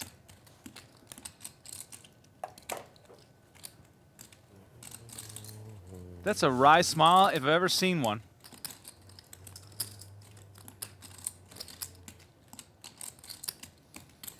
$15,000. 15K is the bet. How lucky he is. Oh my God. So lucky. He shows it to Oaken Show one card, Roy. and lets go of top set. Lucky. Roy He's has so no good. idea Wow. how badly he needed that river card. Shows And the other only one. the ace of spades. Roy raised here. Ace called with a couple of eights. Can't wait to watch that last hand that you played versus him. 6, 12, 18,000. Call. Trevor 3-bet to 2K. Call, call. 9, 8, deuce. This could be fireworks because Roy flops hearts. He's been active. He's been trying to win some pots back. Ace. Middle set of eights. Trevor probably going to get out of the way here. I mean, I guess he might come along, but probably just fold. Trevor, what do you fold? Sorry, bro. 9 of clubs on the turn. Ace fills up. Roy's going to probably think less of his flush draw right now. 8. Instead, though, he's going to bet 8,000.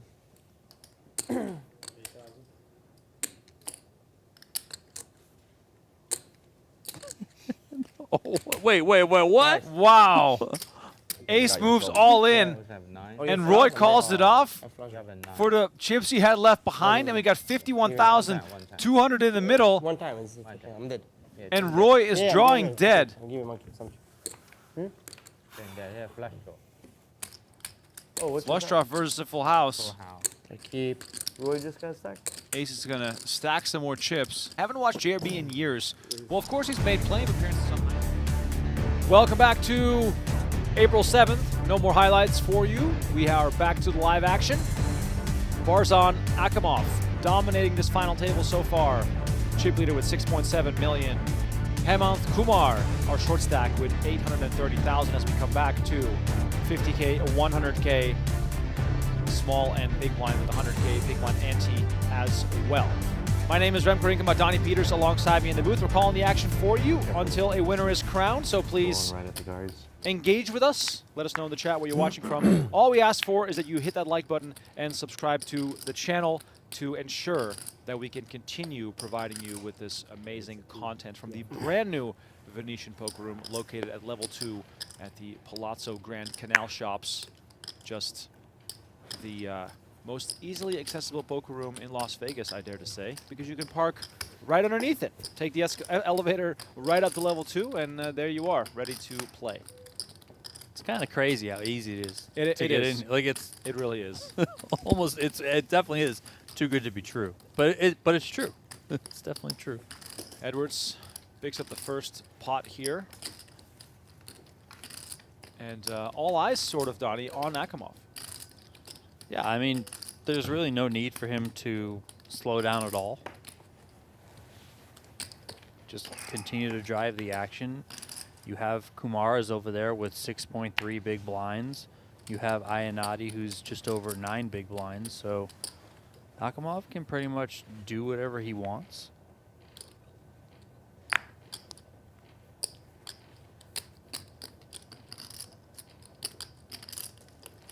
Iannotti with ace-7 of spades. A hand that is quite a bit ahead of the ranges the players left to act, given this 5-handed format. He's not going to jam. He's just going to come with the raise.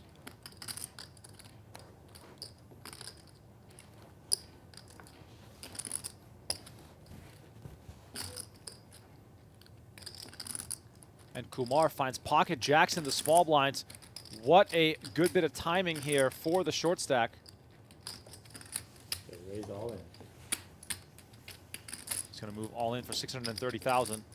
And, you know, keep in mind here, Iannotti only 905 to start this hand. He's got to know that Kumar is going to be really, really tight here on the range. Yeah, I mean, I think I would have preferred Iannotti just to jam this. Obviously, we know he would have run into it. That said, if you are coming in with a 2 big blind raise here, are you just raising to fold if you get this sort of action behind you?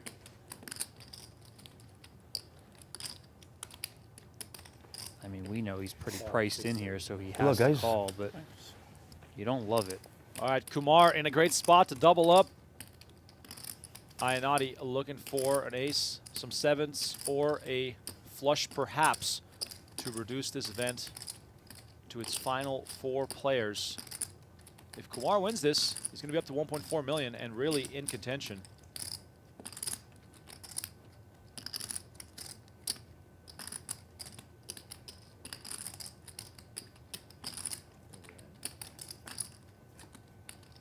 All right, here comes the flop. Ace 7-5. Kumar drawing to just 1 out. The Jack of Spades, the only card that could save him. Backdoor hearts available to him, but otherwise, he is drawing very slim, and the heart comes on the turn. All of a sudden now with 10 outs. Kumar looking for a heart or the Jack of Spades to survive. Otherwise, he will be our 5th place finisher.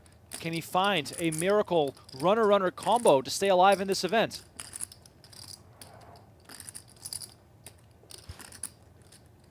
Let's see the river card. It's the 3 of clubs, and that will do it. Kumar eliminated in 5th place. He'll collect $11,547. Dustin Iannotti will be perhaps wiping some sweat off the forehead here as this run out very much in his favor. And we now have 3 versus 1. Hurry up. Let's hear it. Iannotti, Pai, and Edwards all with similar stacks. Akimov, the front runner with 68 big blinds. We got a very interesting four-handed battle on our hands here, potentially. We do, and you know, again, I would still expect Akimov to just continue to be the driver here. He has this very, very big chip lead. You know, the other players do have some playability in their stacks, right around 17 and 18 bigs each, but not the deepest, and you can really put a lot of pressure on them if you are Akimov. So, and then, you know, building off of that, I think I'd be most interested to see which one of these 3, Iannotti, Pai, and Edwards, tries to maybe get after it a little bit more as opposed to playing conservatively and kind of trying to wait out your other opponents. And would that benefit you in terms of bettering your chances at ultimately getting heads up with, right now, what looks like it's going to be Akimov?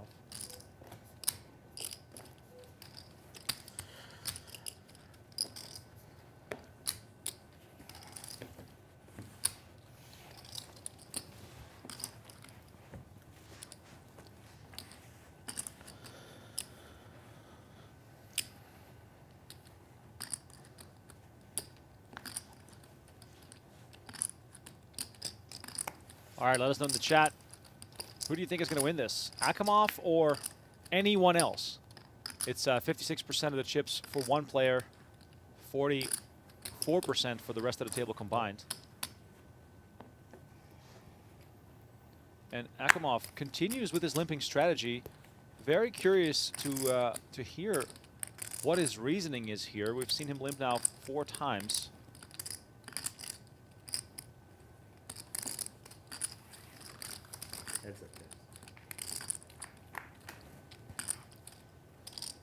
Ace, deuce, 6, 2 spades. Akimov flopping best here.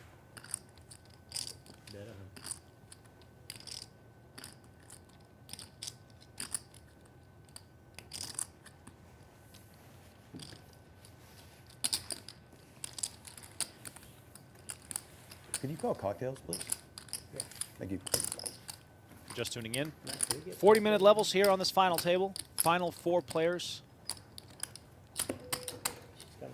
Dustin with the most support in the chat today. Shout out to Deke Acosta, as always, hanging out. The now retired Deke Acosta. Thank you for tuning in. Marquise and Nick rooting on Dustin. Can I get water? Round of drinks here for the players, mostly probably waters and coffees. It's not like the cash game where the wine was flowing. Donnie, you might not have seen this, but I just want to emphasize that I once again got JRB's drink orders exactly right. He must tell you ahead of time. I would have bet this at the book if I could have. Of course, 2 weeks ago, I called for the margarita, white wine, red wine trifecta. This Saturday, I said, I think he's just going to go red wine. And there it was. Red wine, red wine, red wine. 3 in a row.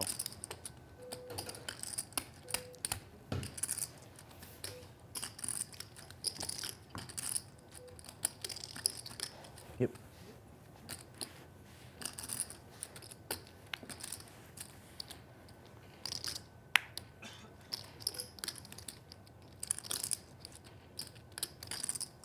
Great. Yeah.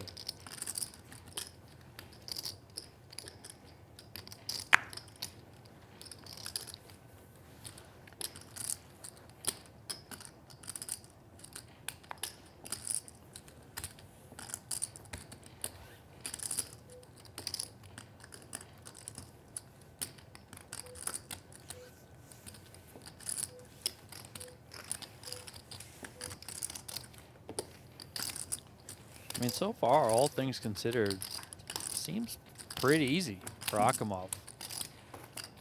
And that's not to take away anything from the other players. He's just know, been running pretty well. Been the beneficiary of the right sides of things. And it really does look like it's Akimov's tournament to lose, as he's now up over $7.5 million.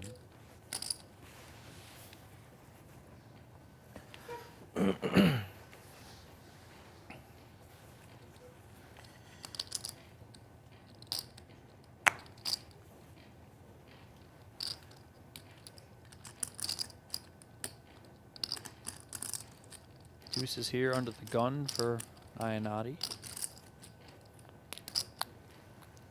I think I would prefer to just put this one in the muck.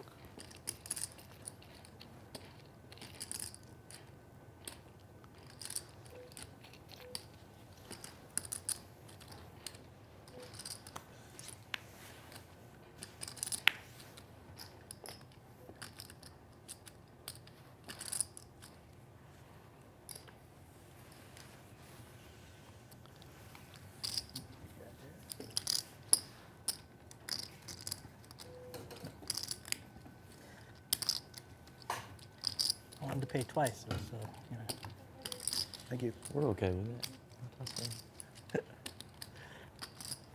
You want to hold on to this stack as well? Yeah, I do.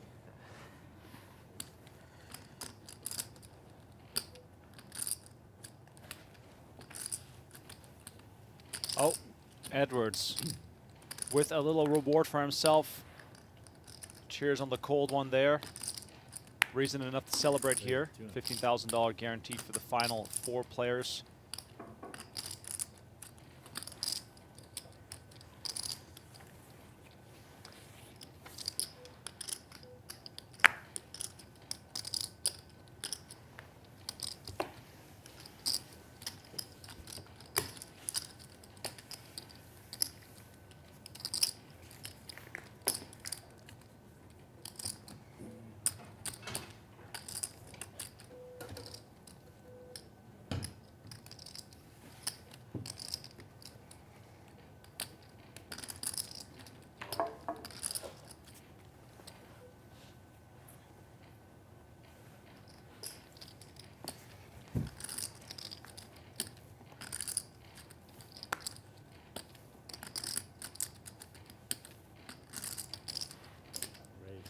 Queen Jack suited for Edwards.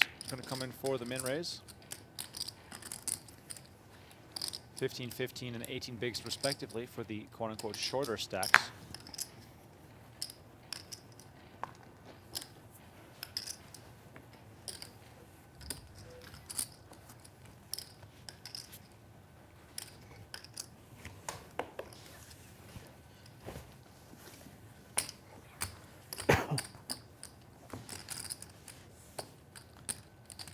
I know it may not seem like much, but those 2 raise and takes for Edwards do make you feel a little bit better, putting that separation between where you sit and where Iannotti and Pi are.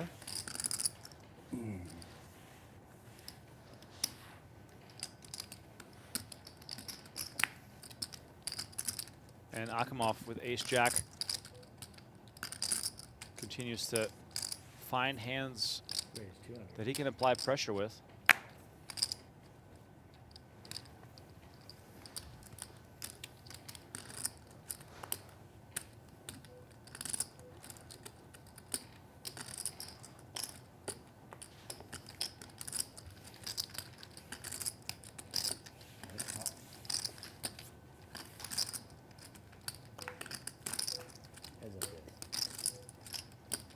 Queen 10-6, 2 hearts. Now, if we're Akimov, given our big lead, do we just generally try to apply pressure at all costs until we get anything to like worry about? Yeah, I mean, I think especially a texture like this, one that does interact with your hand quite a bit here, you know.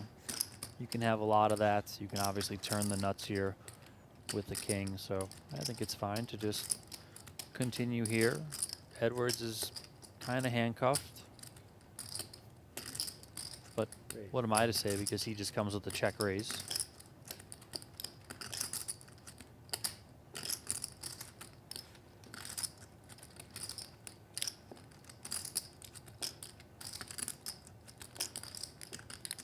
Now, what gives Edwards the confidence to check raise here? I think it's just kind of going back to the play Pi made, you know, I don't know, what, a couple rotations ago, where probably feels that Akimov is just going to be c-betting probably close to 100%, if not 100% of his range here. I have a hard blocker, which blocks some continues. That king blocks hands like, you know, king jack, king queen, stuff like that. So maybe I just win it right here. And then if you're Akimov, you know, you got to think, what sort of hands is Edwards check raising here, but also not check raising all in. This is kind of a wet texture. There are plenty of draws present. So if he had a hand like, let's say 2 6s, queen 10, you know, is he going to check raise not all in, or is he just going to check jam and kind of be fine with just winning it right there? Now that he check raised and then checks turn, you have a hand that blocks, you know, the queen jacks of the world. So I think you're going to want to fire. Now, maybe there's some argument that you can check back and just try and take that equity, but how much equity do you really have if you are just playing to a straight draw? And he's just going to put Edwards to the test here for almost all of it. I mean, this is an absolutely incredible hand of poker. While it might not seem like that on the surface, the fact that Akimov, first of all, calls the check raise and then blasts on the turn like this without much of a hand himself just goes to show his willingness to go deep into the well here.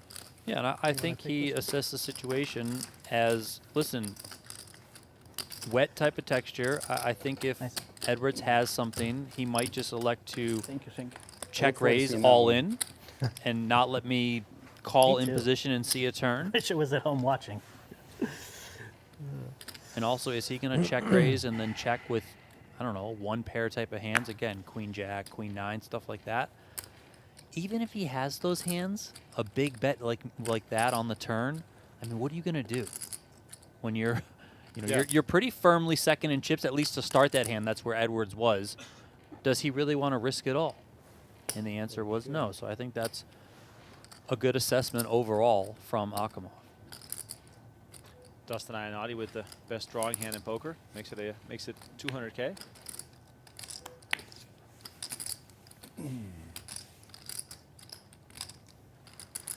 Action pulls to Iannotti, or to Akimov, excuse me, and he gets, let's go the 6 deuce. Reminder here that the Venetian Poker Live cash game is back on Saturday night. It's going to be a 100-200 game hosted by JRB and Brian Oken. Lineup details are to follow. If you keep in touch with our Venetian Poker Live and Poker Go social media channels, you'll get the announcement on that whenever the lineup is confirmed. And then a special night of cash game action the following day, on Sunday, April 13th. It'll be a 25-50 no-limit hold'em Venetian Poker Live Ladies Night, it's like blowing hosted by Jamie right Kerstetter and friends. So back-to-back nights of cash game action coming up this weekend, Saturday and Sunday night. Make sure you don't miss out on that. And the best way to not miss out is to subscribe to the Venetian Poker Live channel, turn on the notifications, and that way you'll stay in the know.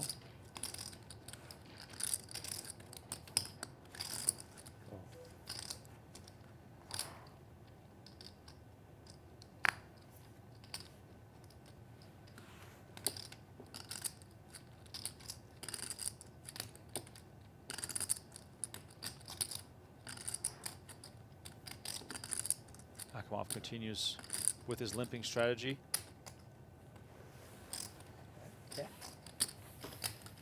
Iannotti seeing the flop from the big blind here with Jack 5 off. And the flop comes Queen Jack 8.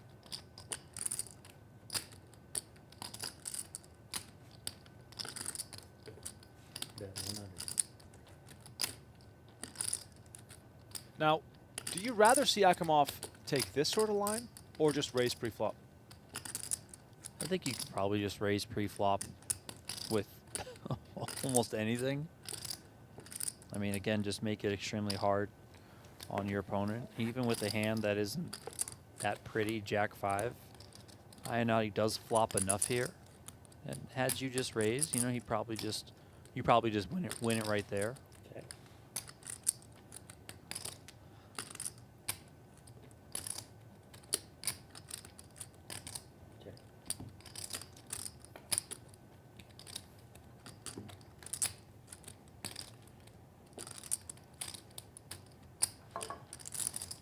Pretty savvy check back on the turn from Iannotti. I don't think he should have any really concern that he doesn't have the best hand. Could have made an argument there that he's got enough to value bet. That said, you know, what might you get called by can be the question that you need to ask yourself, but you could probably get called by some 8s. Probably harder for your opponent to have hit a random 5 because you have a 5 in your hand, but maybe some 8s, maybe some ace highs. But also I think check back, you know, given the ICM situation is plenty fine too.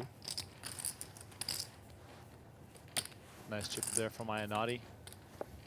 Some decent separation between him and the other 2 smaller stacks.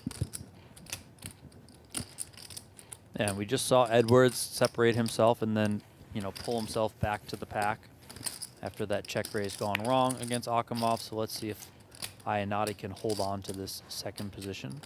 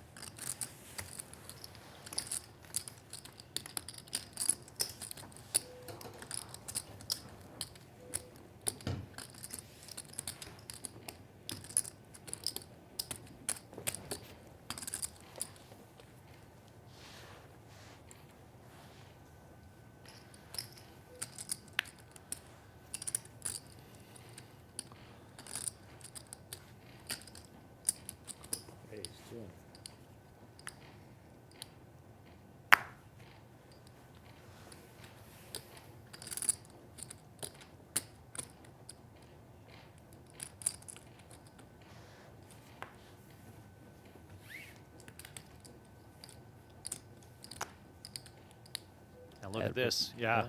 Edwards picks it up at the right time. And I was just about to say, the last hand with the 10-8 suited on the button, Akimov, and here with the A7, I do think there's an argument that he could have just ripped those pre. So this might allow him to get away from this one. I can't imagine Edwards is ever doing this light. So then it's just like, where's the bottom of his shoving range? Is it king-queen suited? Is he going to put those hands in? I mean, probably, yeah. King-queen off. I don't know. Is king-jack suited in there? I don't know. You know, Edwards has been snug, so I do agree with this fold here from Akimov. Well, Edwards on the rejam. Still, you know, positive experience for him, but he would, of course, love to see a call there from the chip leader. Now, are there any other ways for Edwards to play this? You know, can we 3-bet small? Can we ever, you know, slow play in some capacity to make ourselves look weaker? Or in scenarios like this, are we sort of handcuffed to this one decision? I think you're handcuffed to that one decision in that spot. I would say that I think you could slow play aces, specifically aces. You just have so much of a hand. Kings, I mean, I would even probably just jam it. Like, you know, I mean, listen, I know it sounds kind of lame, but you just call and ace comes off and you're just hating your life, right? So, and I think Akimov will have plenty of aces there that he could also find a call if you do have 2 kings there. But the ace-king off, yeah, I think it's just standard to put that in. And Edwards gets right back to it. King 7 of diamonds, raises it up 200K. And look at this, Akimov just defending with 5-3 offsuit. Like, extremely sort of funny to analyze his game so far. Lots of limping, lots of non-aggression, and then also calling with hands like this. I sort of can't really make anything from how he elects to, I guess, quote-unquote, mix it up a little bit. Well, this one is just, I mean, he's getting just way too good of a price. Like, I mean, Edwards makes it the minimum amount. You have to probably call, I don't know, all of your range.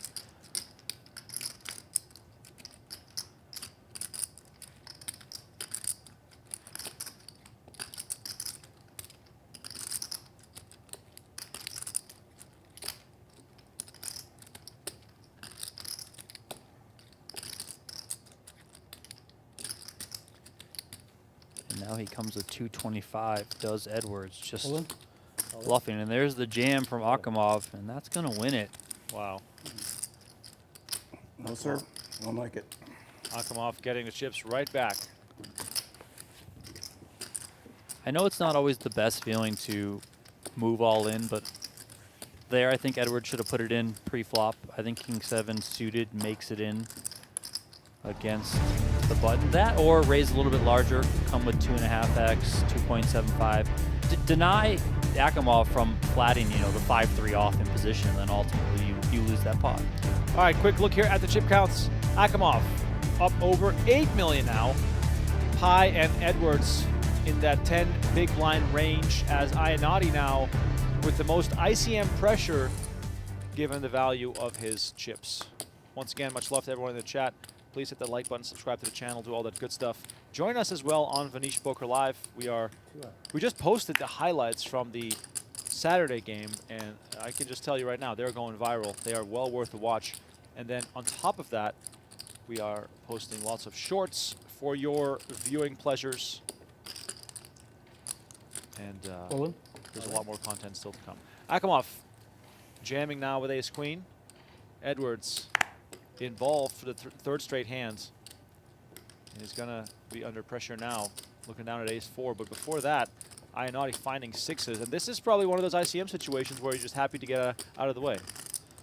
Yeah, I mean, listen, Edwards I think looks pretty strong here, coming in with a raise off this stack size. So I think sixes are going to hit the muck, and they do.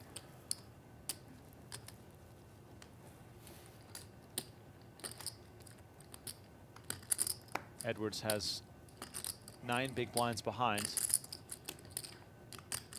There's just too much probably that Akimov could still have that he's definitely crushed by. Yeah, and if you do play the ace 4 off there, then I think you're just playing it to try and win it pre-flop. Maybe you're thinking, okay, I have an ace, we're four-handed, it's harder for my opponents to have an ace or a good hand. I kind of unblock all that weirdish middle stuff, you know, like the 10-9s of the world, for example. So I'm just going to come in with the raise, try and win it right here. But should anyone play back at me, I'm done with the hand, and that's what happened. Can I have a Perrier and a lemon? Yes, please.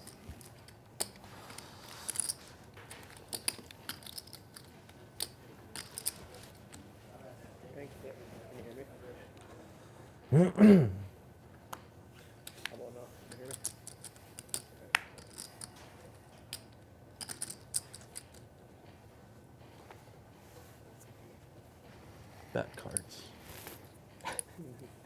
Now you're in trouble. You can't shake them this time, okay? I already did. Ah, shit. Iannotti finds sevens in the small blinds. Can we be tricky here, or is sevens just too vulnerable? All shit first I and think then it's all in? standard just to put it in here. A little bit of some vulnerability, as you mentioned, to your hand. I shook him second. That was the key.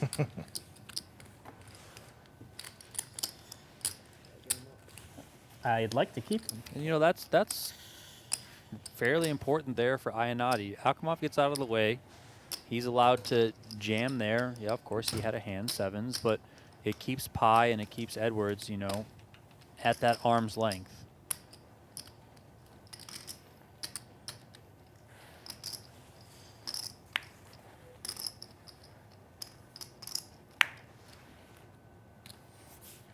Seven deuce game not on here at the final table.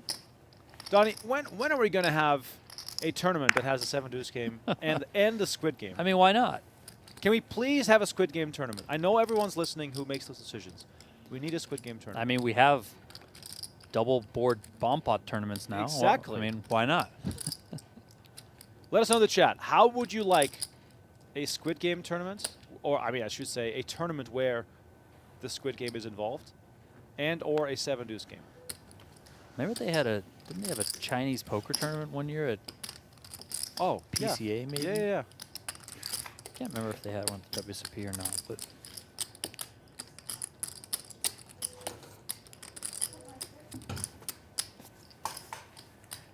Thank you. Yeah, please. Thank you.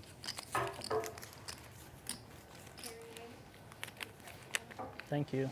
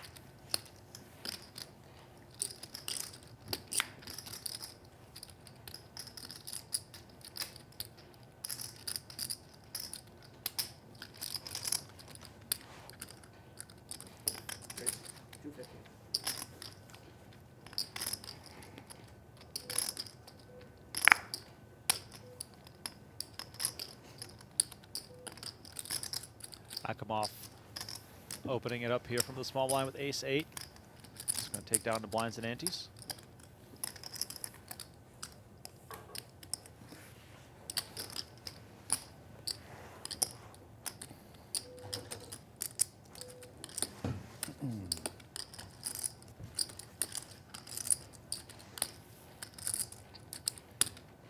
Who's the chip leader, by the way?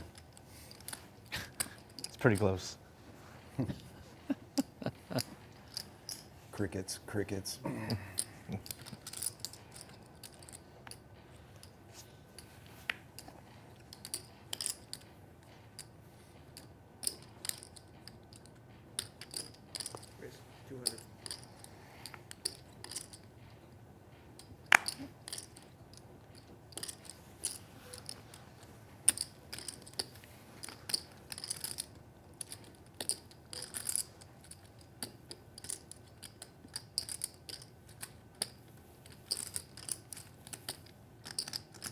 Akimov makes it 200K. He's just going to continue with that raising train that he's been on. His VPIP, by the way, 52% at this final table, and that includes hands played prior to the first 3 eliminations. Pi only at 10%, largely due probably because of the fact that Akimov gets involved before he even has a chance to play a hand. Yep. Yep. No, for sure.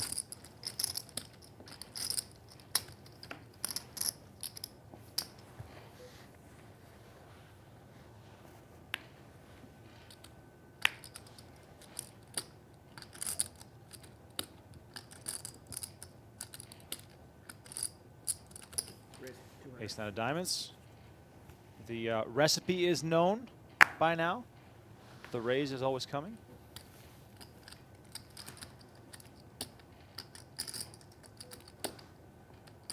Donnie, there's simply nothing more fun than being chip leader in a tournament when it really matters. I mean, not just chip leader. Overwhelming Yes. chip leader. Like this is, I mean, he can really do no wrong. Yeah, right? but I mean, it's just- like you know, we've both had we've both had good sessions, both in tournaments and cash games, right?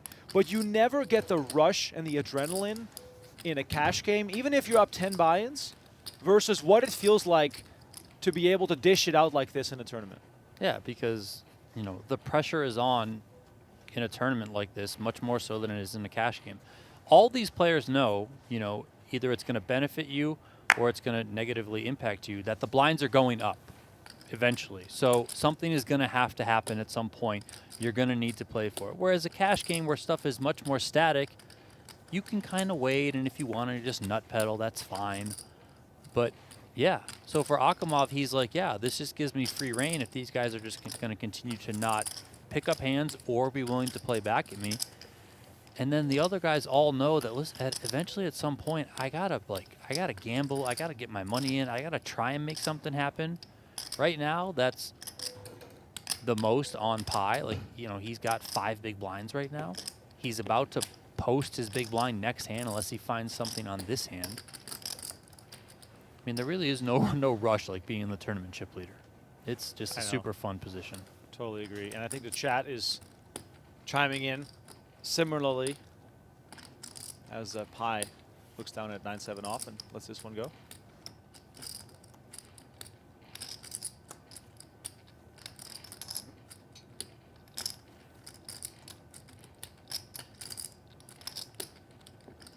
All in. Edwards with the button jam, King 10 suited. Let's see if Iannotti wakes up with anything. He does not.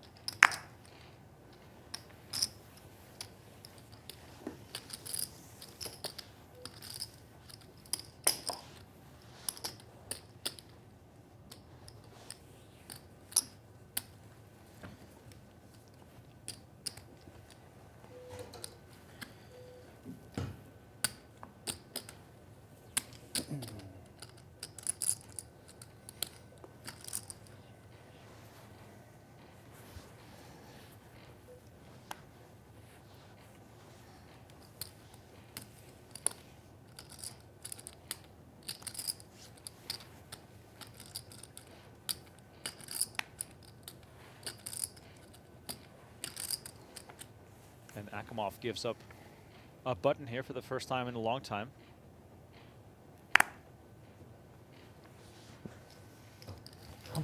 That's why you don't look, Pie. Come I had on, you diamonds don't as look. well. Jesus. Me too, me too. What's that? Me too. You had diamonds? Only diamonds. Wow. Well, the flush wasn't coming.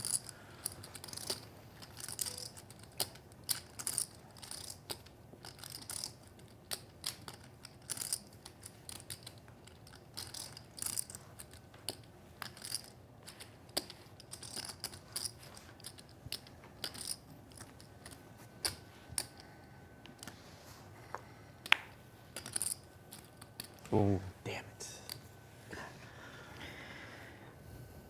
That Tammy's crafty.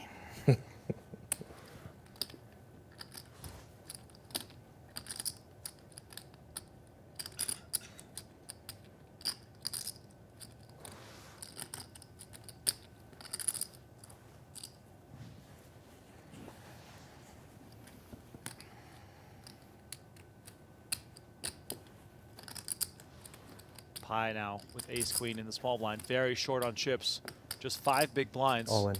He's going to move all in.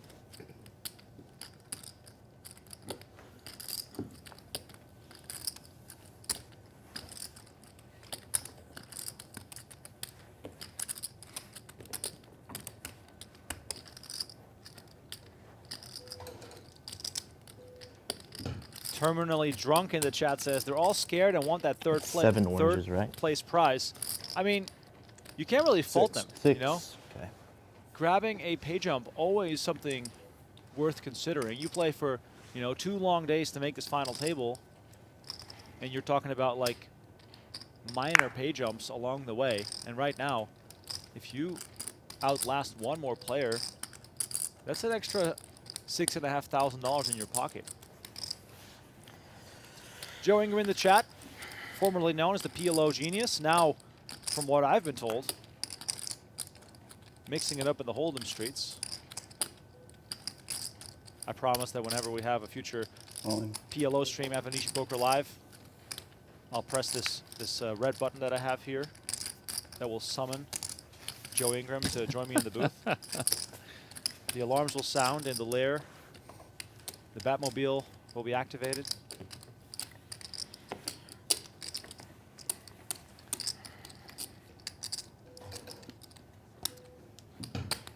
Some comments here, Donnie, on the perhaps tight and passive nature of the play so far.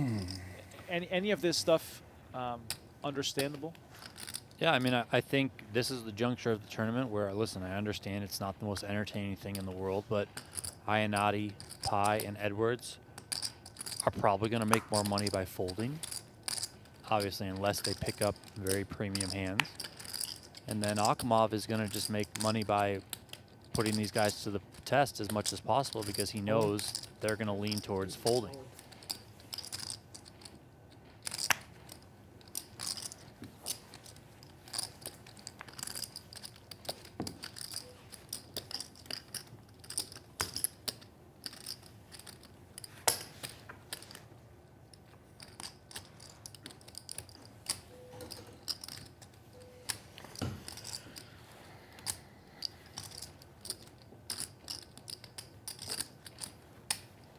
Blind still at 50K, 100K.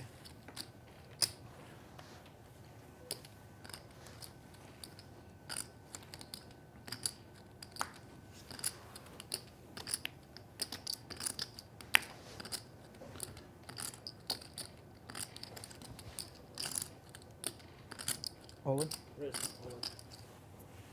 And Akimov with the understandable jam here.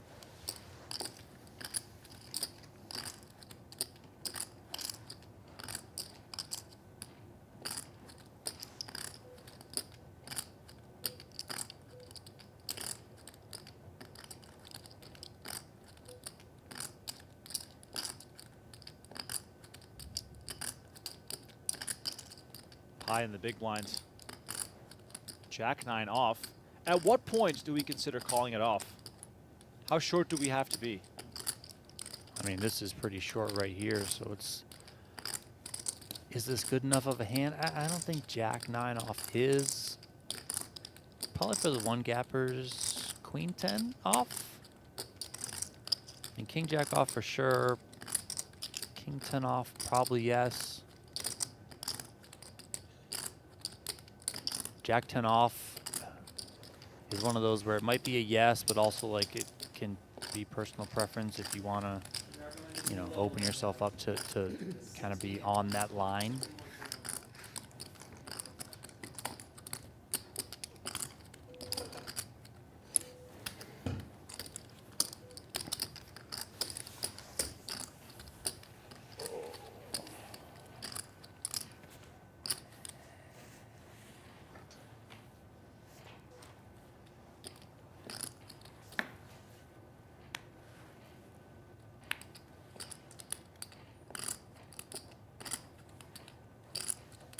I mean, at this point, I would almost just be like, Jack 4 suited, yeah, all in. Like, what's what are these guys gonna do? Right, it's true.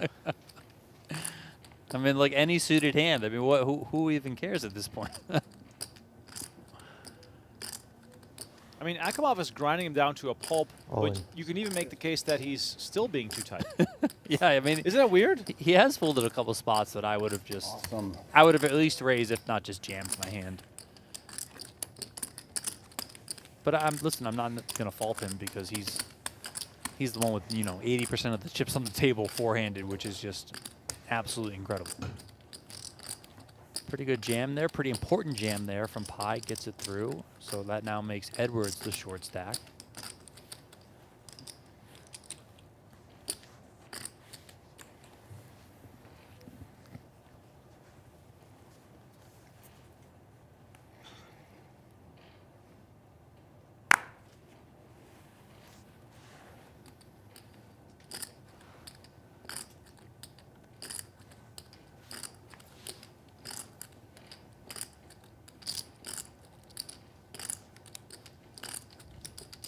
Edwards 6-4 off in the small blind, and he's just going to jam. Akimov with a suited queen only has to call 5 bigs. Desperation shove here from Edwards, or are we sort of forced to make a move like this? Does feel a little bit desperation-y. I mean, even if you get called by a pretty wide range of hands from Akimov, I mean, how good is 6-4 off gonna play? I mean, he's not, I know he's the short stack, yes, but he's not that far behind Pi. I mean, that works.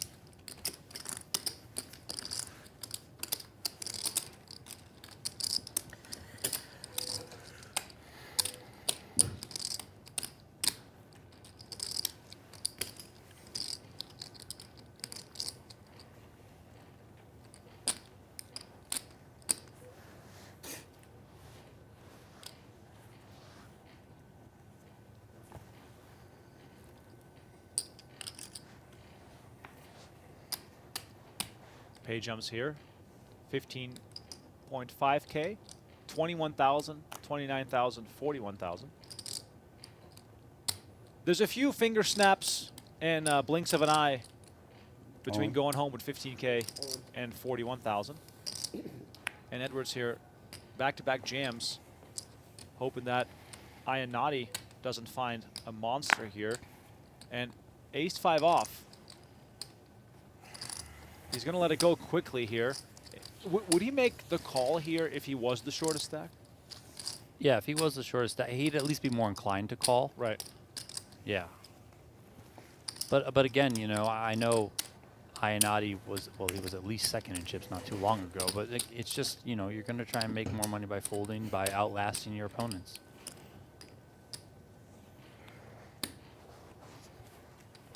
It's not gonna work, buddy. Yeah, with a shot.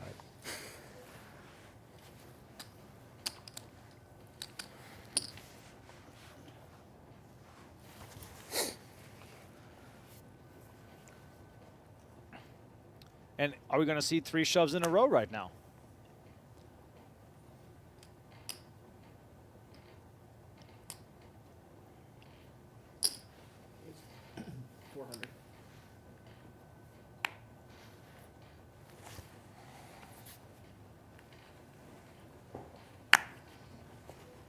Instead, he makes it 400,000. Now, you know, for those trying to learn a thing or two here from watching the stream, what's the difference here between him jamming and him like open raising the king jack? I mean, I think ultimately he just has a personal preference, not willing to, quote unquote, risk it all with king jack off. So just comes in with a little bit of a larger raise sizing.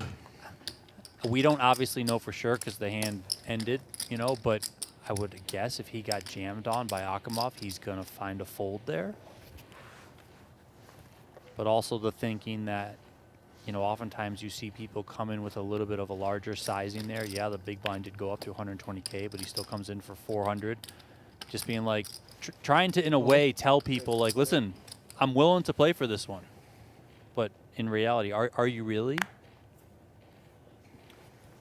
And right now, Iannotti in the dream situation as Akimov puts, wow, this hand, all of a sudden, monster implications. Pi finds queens in the small blind. Iannotti already calling all in for his tournament life with kings. Akimov with ace-6. Not going to be too unhappy to see these two pairs. No, you know, all things considered, he's certainly not going to be unhappy that he's got a live card after that action. Ooh. I mean, wow. Kings, queens, and ace-6 suited. Bot action. Akimov probably would have put the chips in if they were both face up. I mean, this is just absolutely wild. Yeah, I do borrow your think he probably takes the shot, you Absolutely know. not. I mean, look at the percentage. He's got 28% here.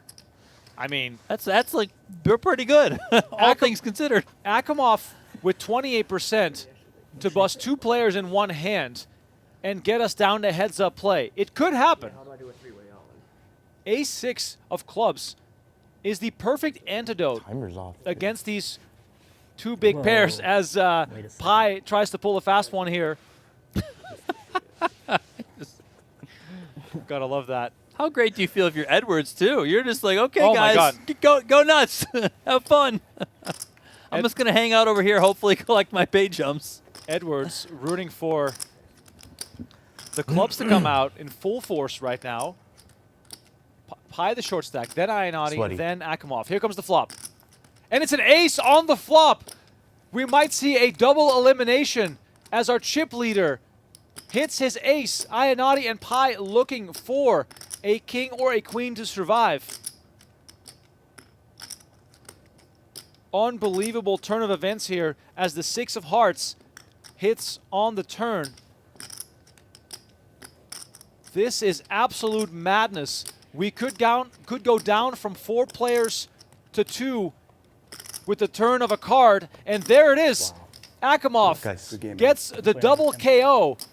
Pi will finish 4th for $15,400. Iannotti will get 3rd for $21,000. And we are now heads up between Akimov and Edwards. And we're talking about a monster chip lead for the #1 on the Kazakhstan all-time money list. Chop, right? What a crazy, crazy hand there. Wow. I mean, I kind of felt the ace coming. It's just been Akimov's day, right? Like, you kind of just sensed it. Wow. Heads up action about to get underway here. Akimov with one hand on the trophy and the cash, because look at this chip deficit that Bradley Edwards has to overcome. 10.8 million versus 1.2 million. It is just going to be quite the uphill battle that he faces here at Venetian Poker Live.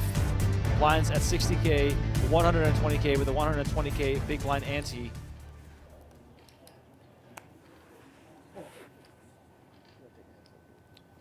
We're going straight into it here. Time for heads up action. First hand of heads up play. Edwards with such a mountain to 400. climb. I was going to say might just move on the first hand here, but instead he's going to make it 400,000.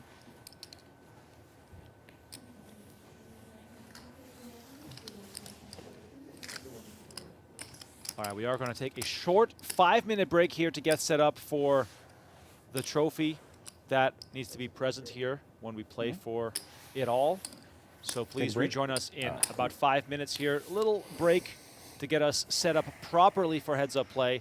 We'll see you all back in about 5 minutes. Poker over the years, and you know he's played on the occasional live stream, but it's been, I believe, well over a year since he's last been on the live felt. As King Charles is just immediately applying the pressure, and Roy finds pocket jacks. We might have fireworks here as Roy grabs a handful. Yeah, buckle up, here we go. Rips is like, yeah, I'm out of here. I don't want to tangle. 6,500 is the 4-bet here from Roy. Action back on King Charles. You cover me? You cover me. And here we go, all in announced. And Roy's not going to waste any time. He's going to make the call. Okay. Yeah, once, twice. Twice. Okay, okay, go. Twice. I have no pair. Twice. I have a pair. I have no pair, twice. We 50 Philippine. Twice. Drawing hand versus No a pair? made hand. No pair. Nuts no pair. You have nuts no pair. Nuts, no pair. Yeah, 50. Nuts. Ace King versus Jacks. I had an Running ace. it twice. Thank you. Oh man. 10-6-4. Probably. Clean for Roy here on the first run out. Let's see the river card. It's the Jack. Didn't need that one, but I'll take it. Two whole boat. Twice. You don't want to keep the river out there? Just for Yeah. All right, second board. Can Jacks hold up again? Ooh. And there's a king.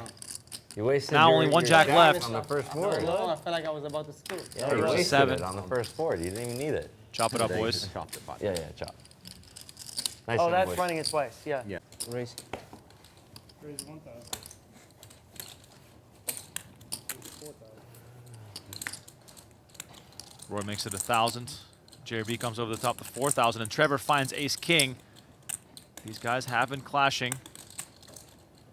Trevor counting out the 4-bet.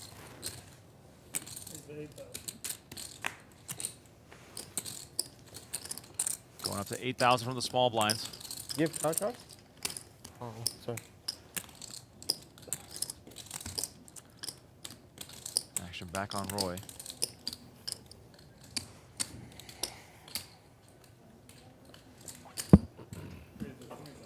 Oh, wow. Roy back over the top, 5-betting to 20,000. Ace Queen shrinking in the hand of JRB. Now we're back on Trevor. Yeah, 20,000. These stacks are deep, ladies and gentlemen. Very deep. Roy in position. What the fuck did I walk into?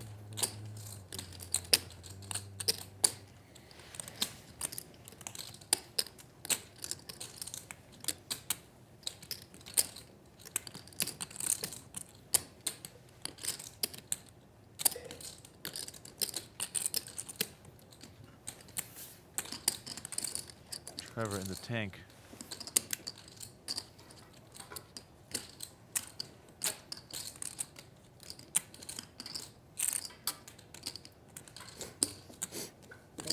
He's going to make the call. 44,800 in the pot. Haven't even seen a flop yet. Now, that just call there could do two things. One, it could allow Roy to possibly win a hand on a board like this, or it could have caused Roy to lose a lot more money should an ace come. Now, Roy could also be thinking, what if Trevor has queens or jacks or a hand like that, but he's going to keep the pressure on, betting 12,000 on the flop. I think he might just figure that Trevor just gets in queens or jacks pre. Maybe some concern towards tens, of course, but Roy's not going to back down No, here. for the live stream link. I said, "Are you watching?" He said, "Send me the link." I'm all in. Oh, wow. Trevor moves all in. What a move. 60,000 shove. Wow, Trevor. Royski. And Roy kicks him into the muck. Trevor wins it without showdown. Hand this hand. That is the move of the night. 800, I call. It's funny how the players who have already You know when I bluff beaten the Squid Game for this round continue to win pots. Yeah, so Trevor's got to win one. Should've. Rips is looking to win one. Queen or Brian King Oaken's looking to win Jack? one. And Yeah. Roy is still Oh, looking I to might win. have folded then. Those are the 4 players that are left. And then, as you mentioned, Ace and JRB have won it twice. 7,000. Oh, wow. this is going to be very tricky because he could just think, you know, he's just fighting back. Squid Game's on. Here we 7,000 go. Magic number. But he has an actual hand, does Trevor. So buckle up here. JRB with trips with the ace kicker, Trevor with top pair and the ace kicker also. But Trevor needs to win one Where are you from? to get out of the Squid Game. JRB, meanwhile, China or live in going for value. Welcome back to Venetian Poker Live. We are down to heads-up play in this $800 Ultimate Stack tournament that had a $200K guaranteed prize pool. Baurzhan Akimov versus Bradley Edwards. The latter who has an uphill battle ahead of him. 10-1 chip deficit. About 1.4. Edwards guaranteed $29,400. The winner will take 120? home $41,700. And boy, oh boy, can anyone stop Akimov, who has almost not lost a single pot here at this final table. Listen, all things considered, he's down 7-1 in chips is Edwards, but you're looking at a 15K payout, and then all of a sudden you're cashing for 29K just because of one hand. I mean, that's got to feel pretty awesome, to be honest. Well, we have it all in for you on the very first hand of heads-up play. Akimov with the jam with 7-5 of clubs. Edwards calls all in with ace-8 offsuit. This could be the start of a comeback. Significant all-in pot here as Edwards touches the lion. Don't touch the trophy. You can't touch the trophy. Oh boy. Let's see if that's going to backfire. Here comes the flop. 6-4 queen. I like your hand.